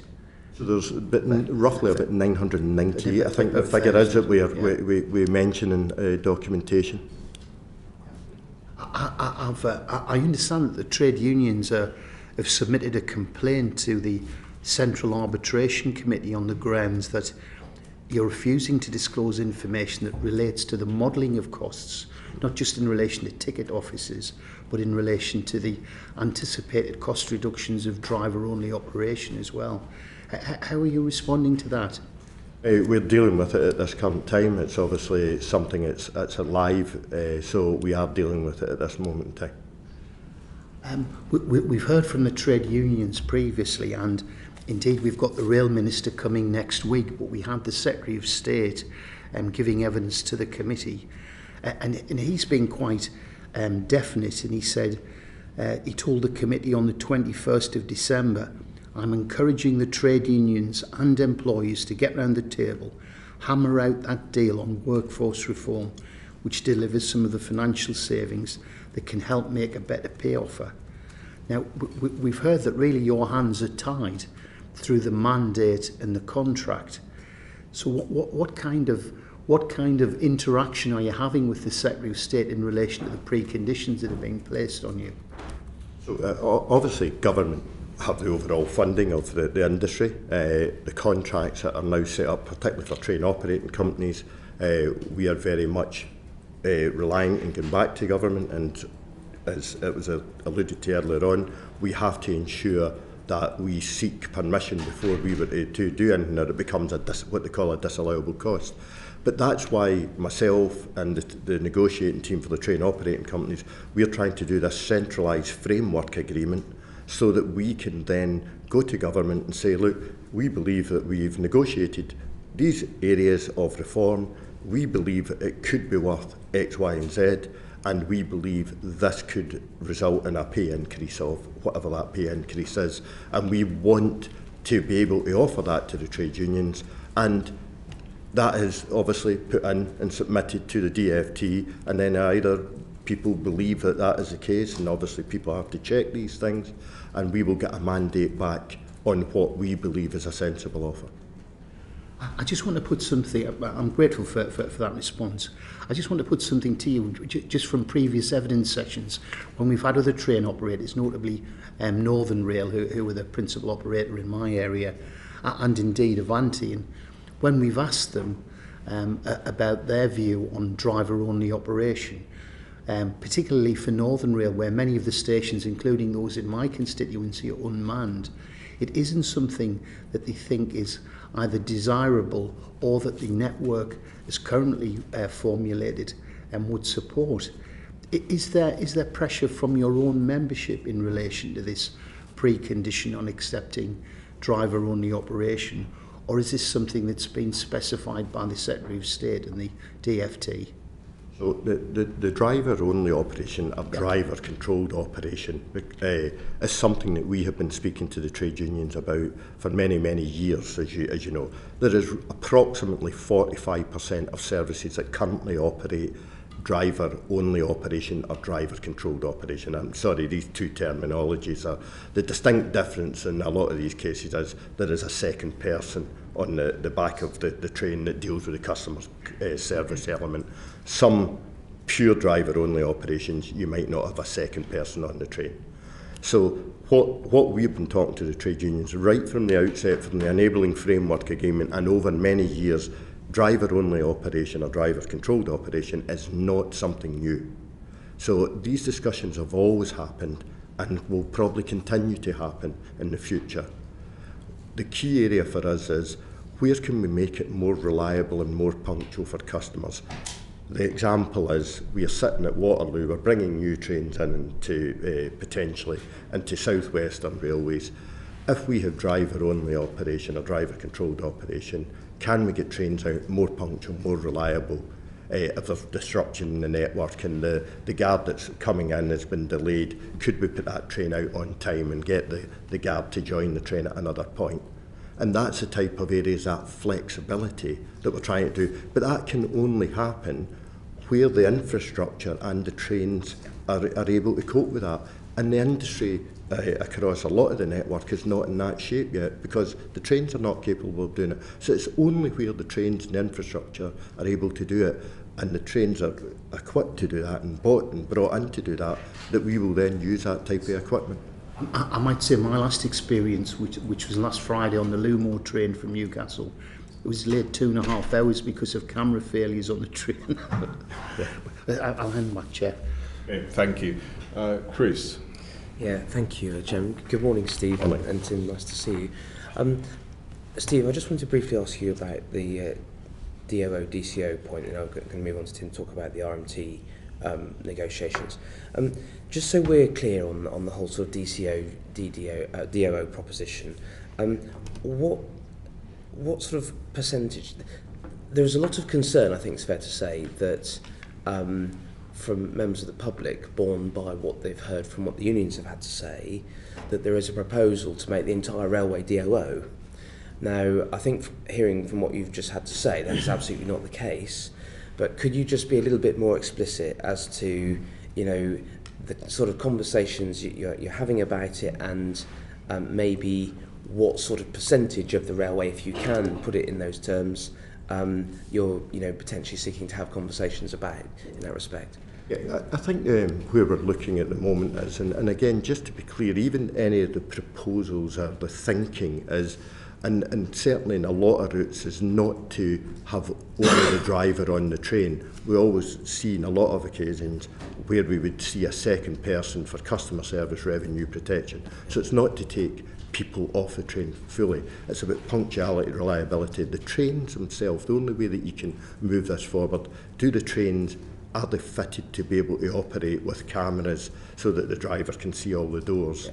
So at the moment, and I don't have the exact figure, Chris, but at the moment there is a number of trains in service that we could probably use more effectively.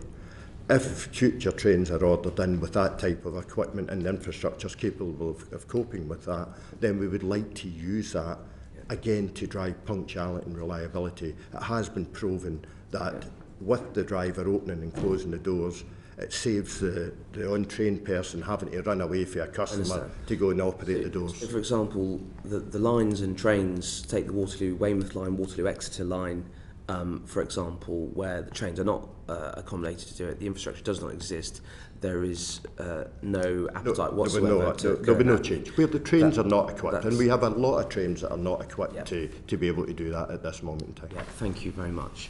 Tim, can I come to you next? Just add something there. I just want to be clear, because you've told my colleague there, Mr. Loader, that there's no plan to do it on every train. But yet the proposal actually says that the driver-only operation will be the default mode on every train. That's the proposal you're giving to the train. Sorry, where the train is equipped to be able to do it. There's a lot of trains that are not equipped to be able to do driver-only operation. And is there that qualification in the agreement? Yeah, and what we are saying is, clearly the trade unions understand that where there is a train, a train that was built, I don't know, let's call it in 2000, it doesn't have the cameras fitted within the cabs, it doesn't have the cameras outside the doors, so you wouldn't, you could go and spend a lot of money and convert the train, but in these circumstances, what we're saying is, where the trains are currently equipped to be able to do that, or there is new trains brought into service, then we would look to try and use that facility on the train, and again to drive punctuality and reliability. That's reflected in the agreement, or in the proposal. The understanding's certainly there, with the trade unions. I don't think there's any misunderstanding in that area. Thank you.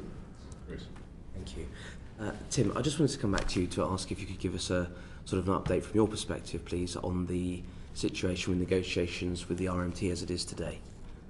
Yeah. So we met yesterday with the leadership of the RMT, Mr. Lynch and Mr. Dempsey, and we were having discussions because the offer that we made in December was a substantial offer, and as I mentioned earlier, has been accepted by 2 of the 3 trade unions. So we wanted to hear from the leadership of the RMT their views on why the RMT have been unable to support and recommend the deal, as we'd hoped they would have done when we made the offer in December, and they sent it out with a recommendation to the members to reject the deal, which we know caused some people to vote no, and to understand any other details that they particularly wanted to feed back on that have been causing concern.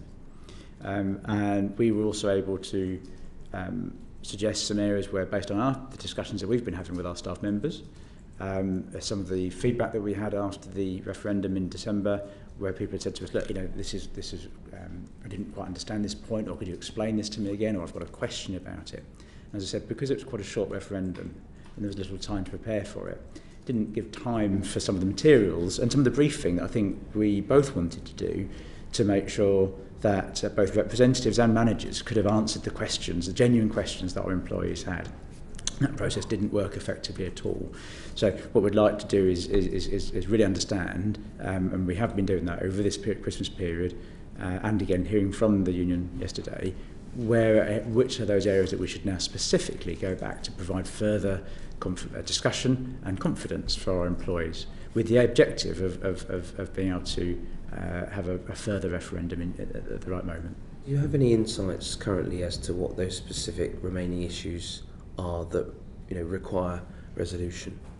Yes, I do. I think there are 2 or 3 areas that have become very clear, based on the feedback we've had from employees, and actually broadly similar to the things that I'm hearing from the RMT as well. So that allows us to target very clearly the things that we can perhaps provide some further guidance on, some areas that perhaps we didn't explain very well, and therefore by doing that better, it gives our employees a better opportunity to understand just how good this deal can be for them. Because, as we've said, you're aware of the 5% offer that we've made for 2022, but as I think as the trade unions and General Secretary of the TSSA agreed, that comes with an underpin of £1,750. Now, for some members, some of our employees that are on, say, £30,000 or less, that means the deal's worth over 10%, not 9%, over 10%, and more the further you go down the pay scales.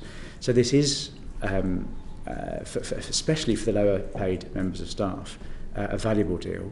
And, of course, it comes with all the other things we've talked about, like that the union have asked for, like a guarantee around no compulsory redundancies till January 2025, and of course the discounted rail travel for the employee and their dependents, which again is something the union have been asking for a long time. So there's as well as the cash, there's a number of other elements to this deal which we think recognise the challenging environment that we're in, recognise the economic circumstance and the cost of living issues and inflation, but also so make it an affordable deal, but also making it an attractive deal, because we're trying to look after those who need the support. Yeah. You will probably have heard me ask the General Secretary of the RMT earlier about how rock solid his members were in the strikes over the last of 5-6 weeks or so. I just wondered if you had any insights or observations that you might be able to offer in respect to that question I asked earlier. Yeah, I mean, I think the strikes have been underway now for a very long period of time, but we have absolutely seen in the last set of strikes, those just before and then especially after Christmas, that there has been a return to work by a number of employees, both in maintenance and operations. It's very localised. It tends to be groups of people that will come back in rather than individuals on their own. But nevertheless, yes, there's clearly a pattern of that we can see emerging. And would you say that some employees who are also members of the RMT in this example are now in the situation where they want to come back to work, and maybe the shortened referendum period that we saw last month might not have given them enough time to properly digest what was on the table, and actually we might be in a position of real optimism here? Well, absolutely. I mean, I'm perpetually optimistic, because in doing these type of roles, we have to, despite all of the challenges, we have to keep searching repeatedly for an area where we have alignment, where we have something that we can build on. And I think this is a particular area now that, yes, it's quite clear that from the discussions that I have when I go around talking to my team, to my staff, what I see from my email inbox and contacts that I receive, that yes, there was a general feeling from a lot of people that before Christmas the referenda was too short, didn't allow people time to ask the questions they had. And yeah, I think those employees that have come back into work, obviously that's been a substantial thing for those groups. It's not done lightly, and it's not the way that we want to resolve the dispute either. It's not. We didn't set out to break the strike. We set out to run the train service safely and reliably, even on days when the RMT were not at work, and we'll continue to do that. I mean, indeed, we'll look to, should there be more strikes, and I severely hope there aren't, but should there be more strikes, then we will look to run more trains next time, because our capability to do that is growing. But our main effort is to make sure that is just try and find a way of clarifying those questions that people have, so we can find a way of resolving it. Thank you. And just finally, Tim, from me, it's clear that you've made a lot of progress and indeed resolved the dispute with the TSSA and Unite in terms of the Network Rail's relationship. I just wondered if you would like to briefly share any insights as to why it may have been quicker or easier to come to a settlement with those unions rather than, as you're finding it, you haven't come to that conclusion at the moment with the RMT. Yes, I mean, there's no doubt that the fact that the TSSA, for example, recommended to its members to vote yes for the deal helps, because of course a lot of, I really feel for our employees. We've all been there actually. These are very confusing times, aren't they? They receive messages from management, they receive messages from unions, and understanding the detail of a deal or a proposal is complex. So therefore, sometimes employers will listen very clearly to what the union is saying, and when a union suggests, yes, we think this is a deal that you should support, that clearly brings with it a weighting, doesn't it? And TSSA did, and we had a high response, a very positive response from TSSA members. That was not the case with RMT. We'd hoped that RMT would support the deal. They weren't able to support the deal. In fact, they recommended to members to vote no. And despite that, 36% of members voted yes. And I think that's quite significant. And that's one of the things that gives me optimism to think we're on the right track. Thank you very much. Back to you. Thank you. Graham, did you have any supplementaries on this point before we turn to Mike and Gavin? Well, I was just wondering about the additional costs, particularly on strike days, of accommodating people in hotels. We heard from the earlier panel of supplementary sums that were being paid to replacement train drivers. Is there an estimate of the costs that the employers are incurring in such additional expense? I don't have an estimate of the cost, but obviously the reason why we do that is to try and provide a service for customers on these strike days. So there is a cost for that, but there's also an even bigger cost if we weren't to do that, and the lost revenue that we would see. So it's really important that we try and provide as many services, albeit limited, as we can by using these staff to come out and do these additional duties. Yeah. And these would often presumably be managers who had previously done these roles in the past. Predominantly, yes. Yeah. And you're very confident about the safety aspect there of using managers and others in these positions. Yeah, on those individuals have to be trained to a certain standard, and then on the day we put additional people out to monitor that, to make sure that the people are doing what they're meant to do, because obviously we have to work with the Office of the Rail Regulator to make sure that we've got a sensible and safe method of operation during strike days. I'd just like to build on that as well, because the comment was made here that we would not people who aren't qualified have been used to run signal boxes. That's absolutely manifestly not the case. There's no circumstance in which we'd allow that to happen. Absolutely sure through assessment and independent validation that our managers that are working in those signal boxes are competent. They've done a super job. But building on that, what I would say is that because they've protected sort of critical national infrastructure, the supplies of freight to power stations, some of the critical things. If you think back to sort of June when we were having these first discussions, there was a real concern around how freight would be impacted and critical national supplies, biomass to power stations is a particular example. And I'm very pleased that actually, whilst it's a shame it was necessary, we have managed to make sure those things have run, those trains have run, the critical national infrastructure has been protected. So that's why we've been investing in making sure that managers can do that competently, safely. If there's incidents on the railway every day, on strike and non-strike days, they're all investigated the same way, to the same standard. And finally, my point, recognising that some of those managers perhaps wouldn't have been in those posts for some years, a long time since I've worked a train, one of the reasons why we reduce the number of trains on those days is so that managers aren't under the same pressure and as a normal member of staff would be.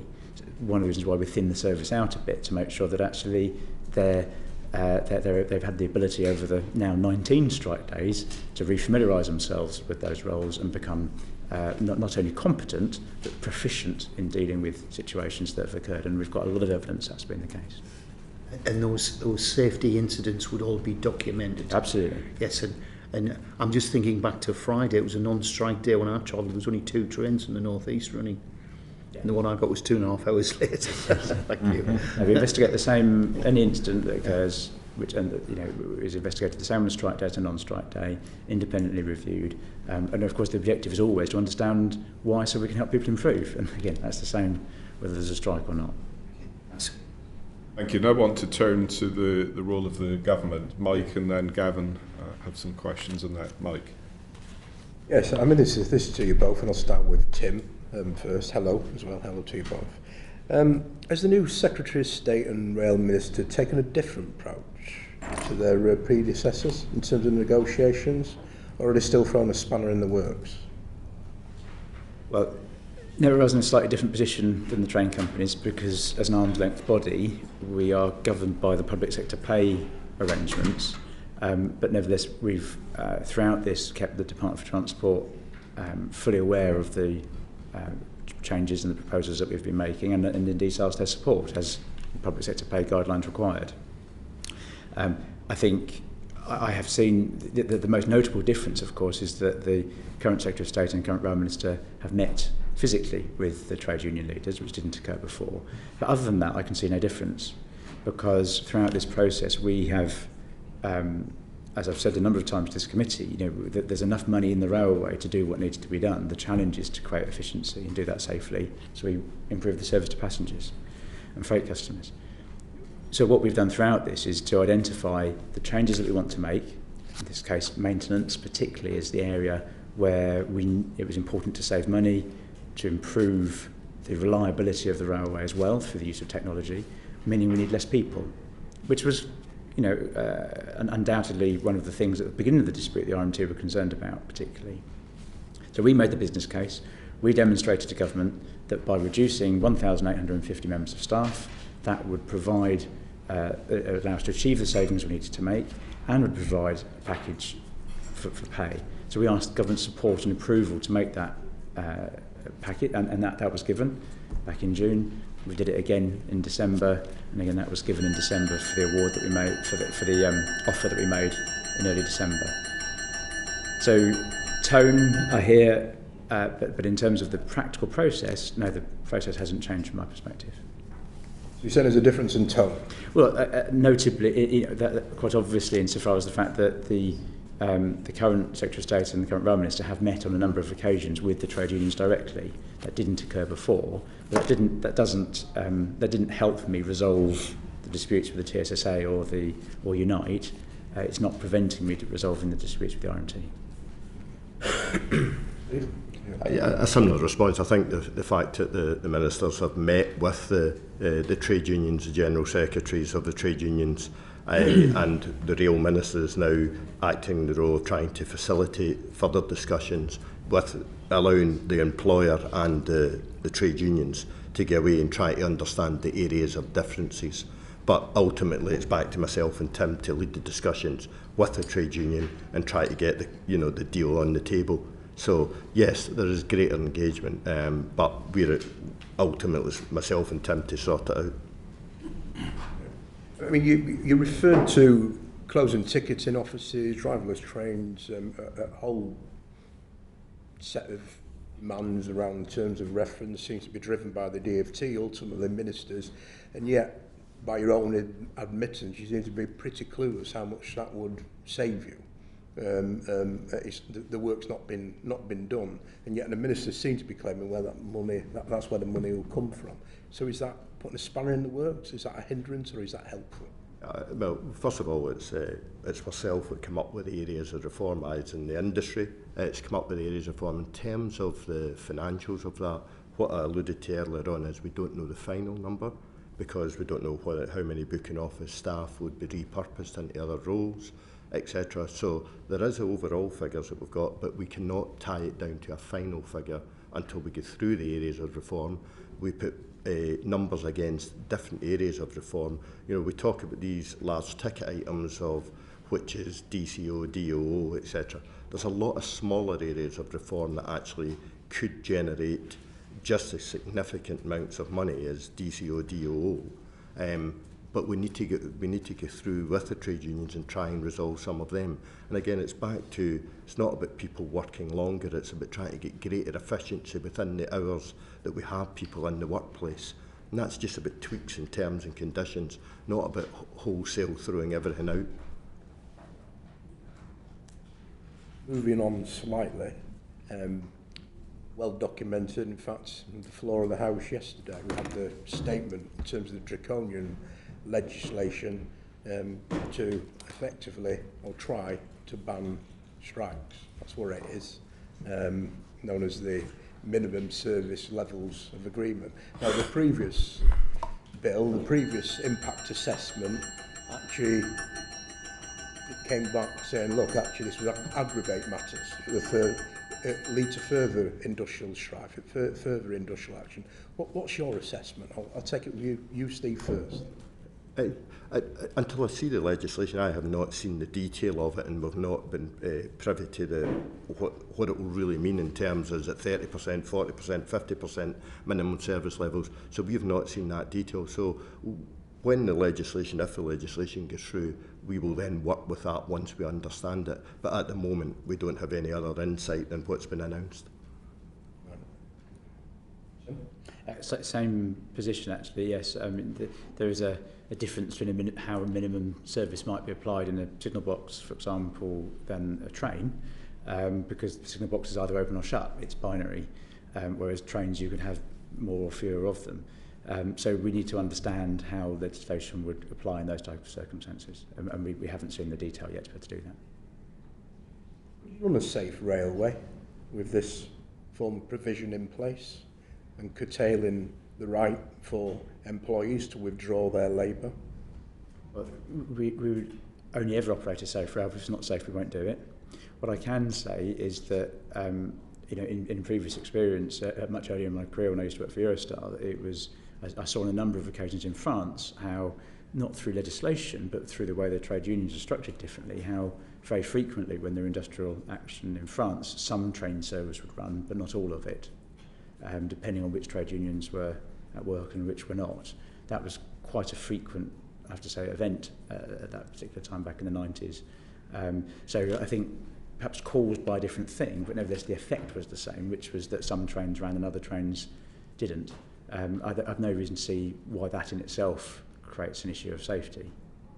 Have you had any discussions with ministers about this? I've not been involved in any discussions with ministers, no.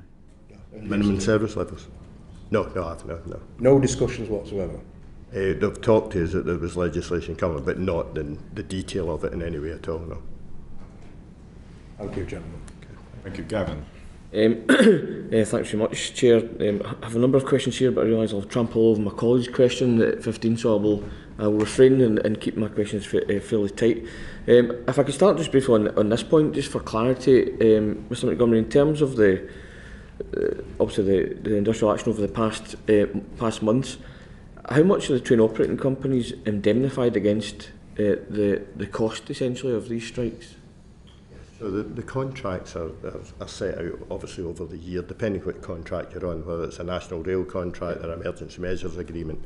So you're measured over the year. You're giving a small percentage to operate the service, and then there's performance fees. On the days that are strikes, then you would exclude that. They would be excluded from the performance days. But then you're still measured over the other 300 and X days that strikes are not happening on. So that's how it's measured, and that's done by an independent body at the end of the year to evaluate how you've delivered. Okay, and I suppose a rough percentage then, in terms of percentage, who meets the cost of this? Is it the DFT and the taxpayer? Is it TOC? In terms of what percentage do the TOCs actually meet in this, or is it are you completely indemnified and it's the taxpayer that pays for it? So in terms of the cost of it, in terms of the staff salaries, in terms of the loss of revenue, that all sits with government now. When we moved obviously from the franchising arrangements into the emergency agreement and now NRCs, all the risk of cost and revenue sits with government now. That was my understanding, but thanks for putting that on the record. Can I ask this from a TOC or RDG perspective? You may have heard me ask the previous panel. What's your take on the difference in approach to negotiations and disputes from the Scottish Government, or indeed other devolved administrations and UK Government? Again, I'm not involved in discussions with these other government bodies. I don't deal with them. You chat to colleagues about them? Again, I don't deal with them. I don't have an opinion on it because I don't have enough knowledge of it, if I'm perfectly honest with you. Okay, but obviously as a former MD of ScotRail, you'll be obviously more privy or more aware of these sort of situations. It's now nationalised obviously, but in general terms than many others. So just the agreement, the ScotRail agreement that's now in place is made up of a percentage that's being paid by ScotRail and a percentage that's been paid by Scottish Government or Transport Scotland government agency. As a former MD of ScotRail, would you agree that if ScotRail significantly inflated track access charges were more in line with the rest of the UK rail industry, they'd be able to pay more of that settlement from their own resources? I don't know what ScotRail's track access charges are, I'll be perfectly honest with you. That's a matter for Scottish Government, and with Network Rail, I, as the chair of RDG, do not get involved in that element of it. I'm not playing poker with you, Mr Montgomery.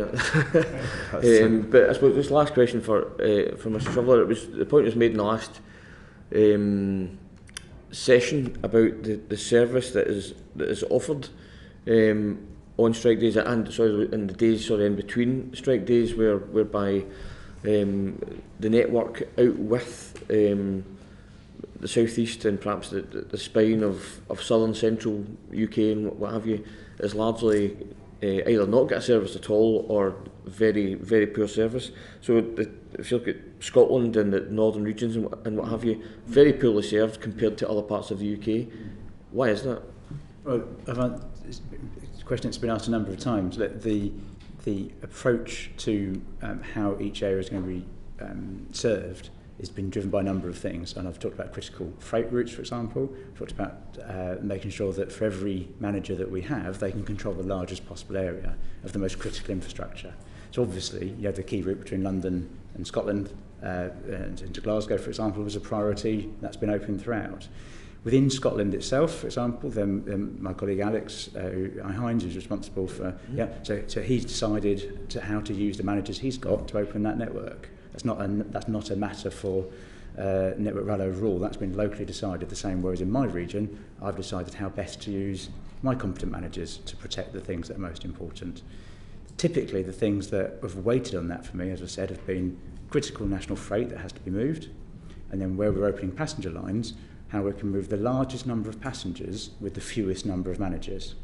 And there's no doubt that where you end up with more modern signalling installations, for example, one person can control many, many miles of track because the signalling runs largely automatically and it's supervised.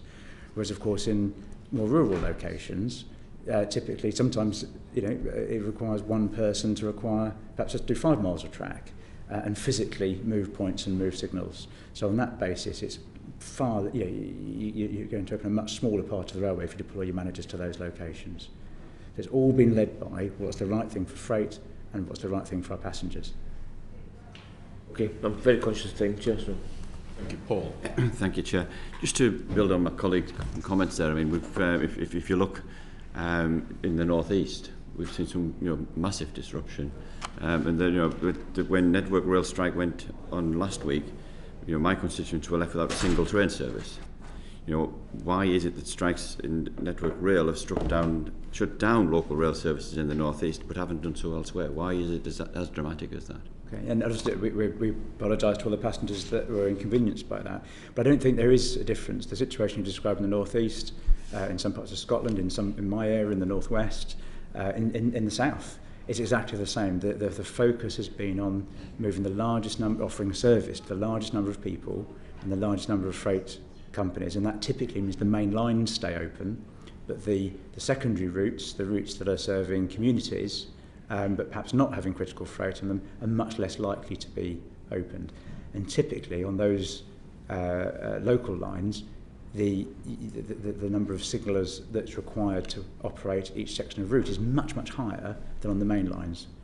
So unfortunately, it's a function of that prioritisation around freight, passengers, and getting as much mileage open as we can for each person that we have. Okay, I think there's possibly another consideration that it should be about the criticality of the user as opposed to the volume that you're putting through. But we're conscious of time as well, so I'll push on. I've got a little bit of a similar comment to Steve in terms of, they were going to shut Sunderland station down completely, and then they had a local outcry, and all of a sudden it got changed. Surely you should be in the best place in the first place. You shouldn't need local kickback to get to that situation. I think, as Tim alluded to, it's how do we try and serve the masses, and that is very, very difficult, and there's a lot of decisions have to be made. Again, it's what infrastructure can be made available. It is difficult to balance it. I do know that Network Rail have done a huge amount of work to try and get as many signal boxes and continue every strike day to enhance the service. And it's just where do we prioritise, and work with Network Rail to make sure we provide the best service. So it is a bit of, we're trying to do our best with it. And as I say, Network Rail are getting more and more people starting to be available to open these areas. As I say, I'm conscious that you're tight on time, but really I would like you to make sure you're getting a good look at what people need as opposed to just the volume game. But the one point that I do really want to put down from the committee point of view, when you looked at and you listened to the first session, there's some quite robust discussions about the fact that the Secretary of State was actively blocking improvements, that this was a DFT-led frustration that was going on. And that the RMT said the government will simply not give a mandate to Network Rail. Do you recognise that? Not to Network Rail, no. So I think that may be a confusion. So the government has given a mandate, did give a mandate to Network Rail, and did again so in December. So we have had mandate from DFT. Does it need a new mandate? Does it need something different to get from past where we are now? No, I think the mandate that we have is the one that I asked for, and is the one that I can afford. As I've explained, we funded this deal through efficiencies. I can't ask for a mandate that I can't afford to pay. So you don't recognise government interference as deliberately trying to frustrate the deal, which was the implication from the first session? It's not been an issue from that I've had visibility of. That's it. So I have received a further mandate, which will be used tomorrow in talking with the trade unions. But again, for obvious reasons, the confidentiality of that is something that I can't talk about. So I think, again, as Tim says, we have to put proposals forward to government using our expertise in areas of reform that we can then put forward a sensible proposal, which obviously ultimately government do sign off and give us the mandate. So, but we have got a revised mandate for this week for TSSA and RMT. Yeah, I could talk for a while, Chair. Thank you. Jack, you want a very quick supplementary? Yeah, thank you, Chair. Then for the last question. Just relates to what we were saying a minute ago about the service on strike days, and Stoke-on-Trent is another one of those areas that doesn't have any service at all on strike days. I've had to drive on a number of occasions to East Midlands Parkway to get the train down to London. So are you going to look more at, as Paul was saying, about the actual economic impact that that's having? Obviously, it's having a severe economic impact on those areas like Stoke-on-Trent City without any services at all on strike days. Could you please look at and consider more the economic impacts of a lack of service on strike days? Yes, as an absolutely point, and I said earlier that it's our intention that hopefully there won't be more strike days, but if there are more strike days, we're certainly going to, we're working hard with our colleagues to try and open more of the network and see if we can run more trains. However, if opening Stoke-on-Trent meant closing somewhere else, then of course it's robbing one to pay the other. And the assessment we've made so far is that for those critical national freight flows, for example, that have a value to the whole country, those are the things that have been leading our priorities. Are either of you aware of any other country in Europe that's now suffered 8 months of travel disruption because of an unresolved industrial dispute on their railways? I'm not aware of any. At this moment in time.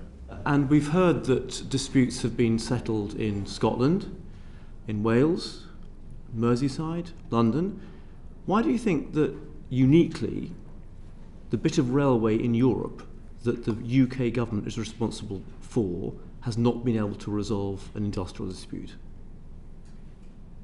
If I just take some of that, I think we have been able to resolve some industrial disputes with Unite, with TSSA, for the same grade group that we're talking about here with the RMT, and of course with our managers back in the summer. So I think there has been progress.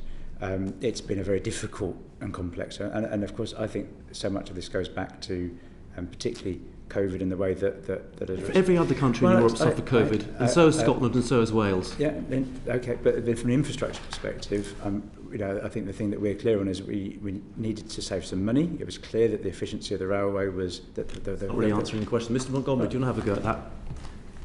Well, I think the fact is, again, just let's be fair, Scotland did suffer a large number of strike days before it was resolved as well, so it's not been a simple process. What we've got to do is, how do we make this railway, to protect it for the future, how do we economically protect it? By making sure that we work together with the trade unions. That's a really important thing, is we work with the trade unions to try and secure the long-term future of the industry and the employees within the industry. And that's where we're trying to move towards at this moment in time. Why do you think the disputes have been settled in Scotland and Wales and London and Merseyside, not in England?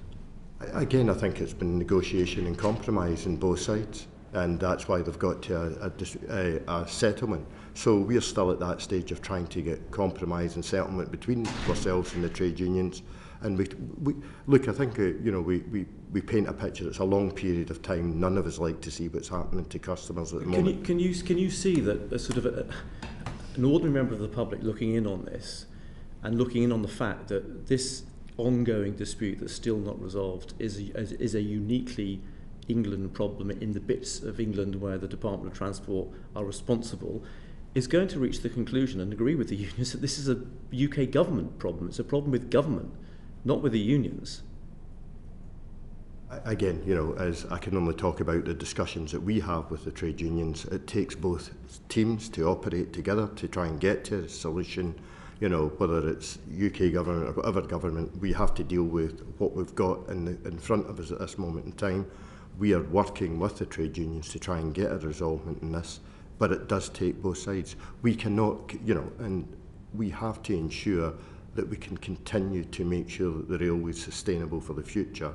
And that means that both sides, the trade union, management, trying to thrash out a sensible deal that we can then obviously give our employees a pay increase at the end of.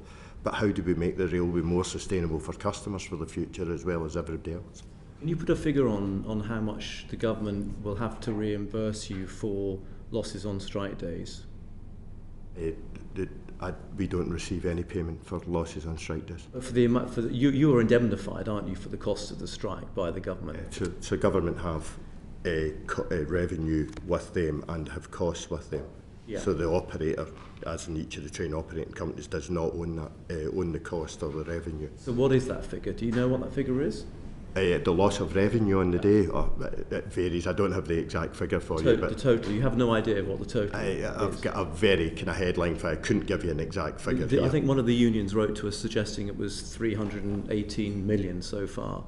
Over all the strike days, that number will be quite high. Yeah, it'll be in that region, 300 to 500 we would That's quite a sizable amount of money that might have gone to help resolve this dispute in terms of offering the workers a better deal, isn't it?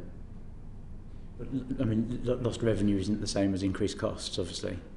So, and it's a tragedy to lose the revenue, but of course that's money that hasn't come into the industry, whereas obviously the increase. But the money that the taxpayer is having to fork out because of the government's failure to reach a deal with the unions is money that could have been put into that offer and resolved this dispute months ago. As I say, I think we have to come back to the situation of where we started this whole process, that the industry is only 80% of the revenue that it had previously, yet it's got 100% of the costs. Yes. So how do we work together with the trade unions to try and ensure that we can reduce some of the cost of the industry and then regrow the revenue back? And I think that's the challenge for us. I think we've got to be clear, the industry over the last 20 years has grown and grown. There's more people employed within the rail industry in the UK. There's greater revenues. But the pandemic, as you said, affected everybody, all businesses. We're looking at the railway, how do we start to grow that back now? But we have to take measures to self-help because we can't keep taking taxpayers' money all the time because we know the pressures on the other sectors. So it's how do we work with the trade unions to try and achieve that savings within the cost numbers and then allow us to grow forward. And as I say, my own opinion is been in the industry for a long time. We have seen peaks and troughs. Yes, this is an extremely difficult and different situation we've experienced, but the industry does come back again, and we can grow passenger numbers. Okay. Thank you very much for your time this morning. Appreciate there's lots still going on, and we hope that the ongoing negotiations will come to a satisfactory conclusion. Thank you. Order. Thank you. Thank you.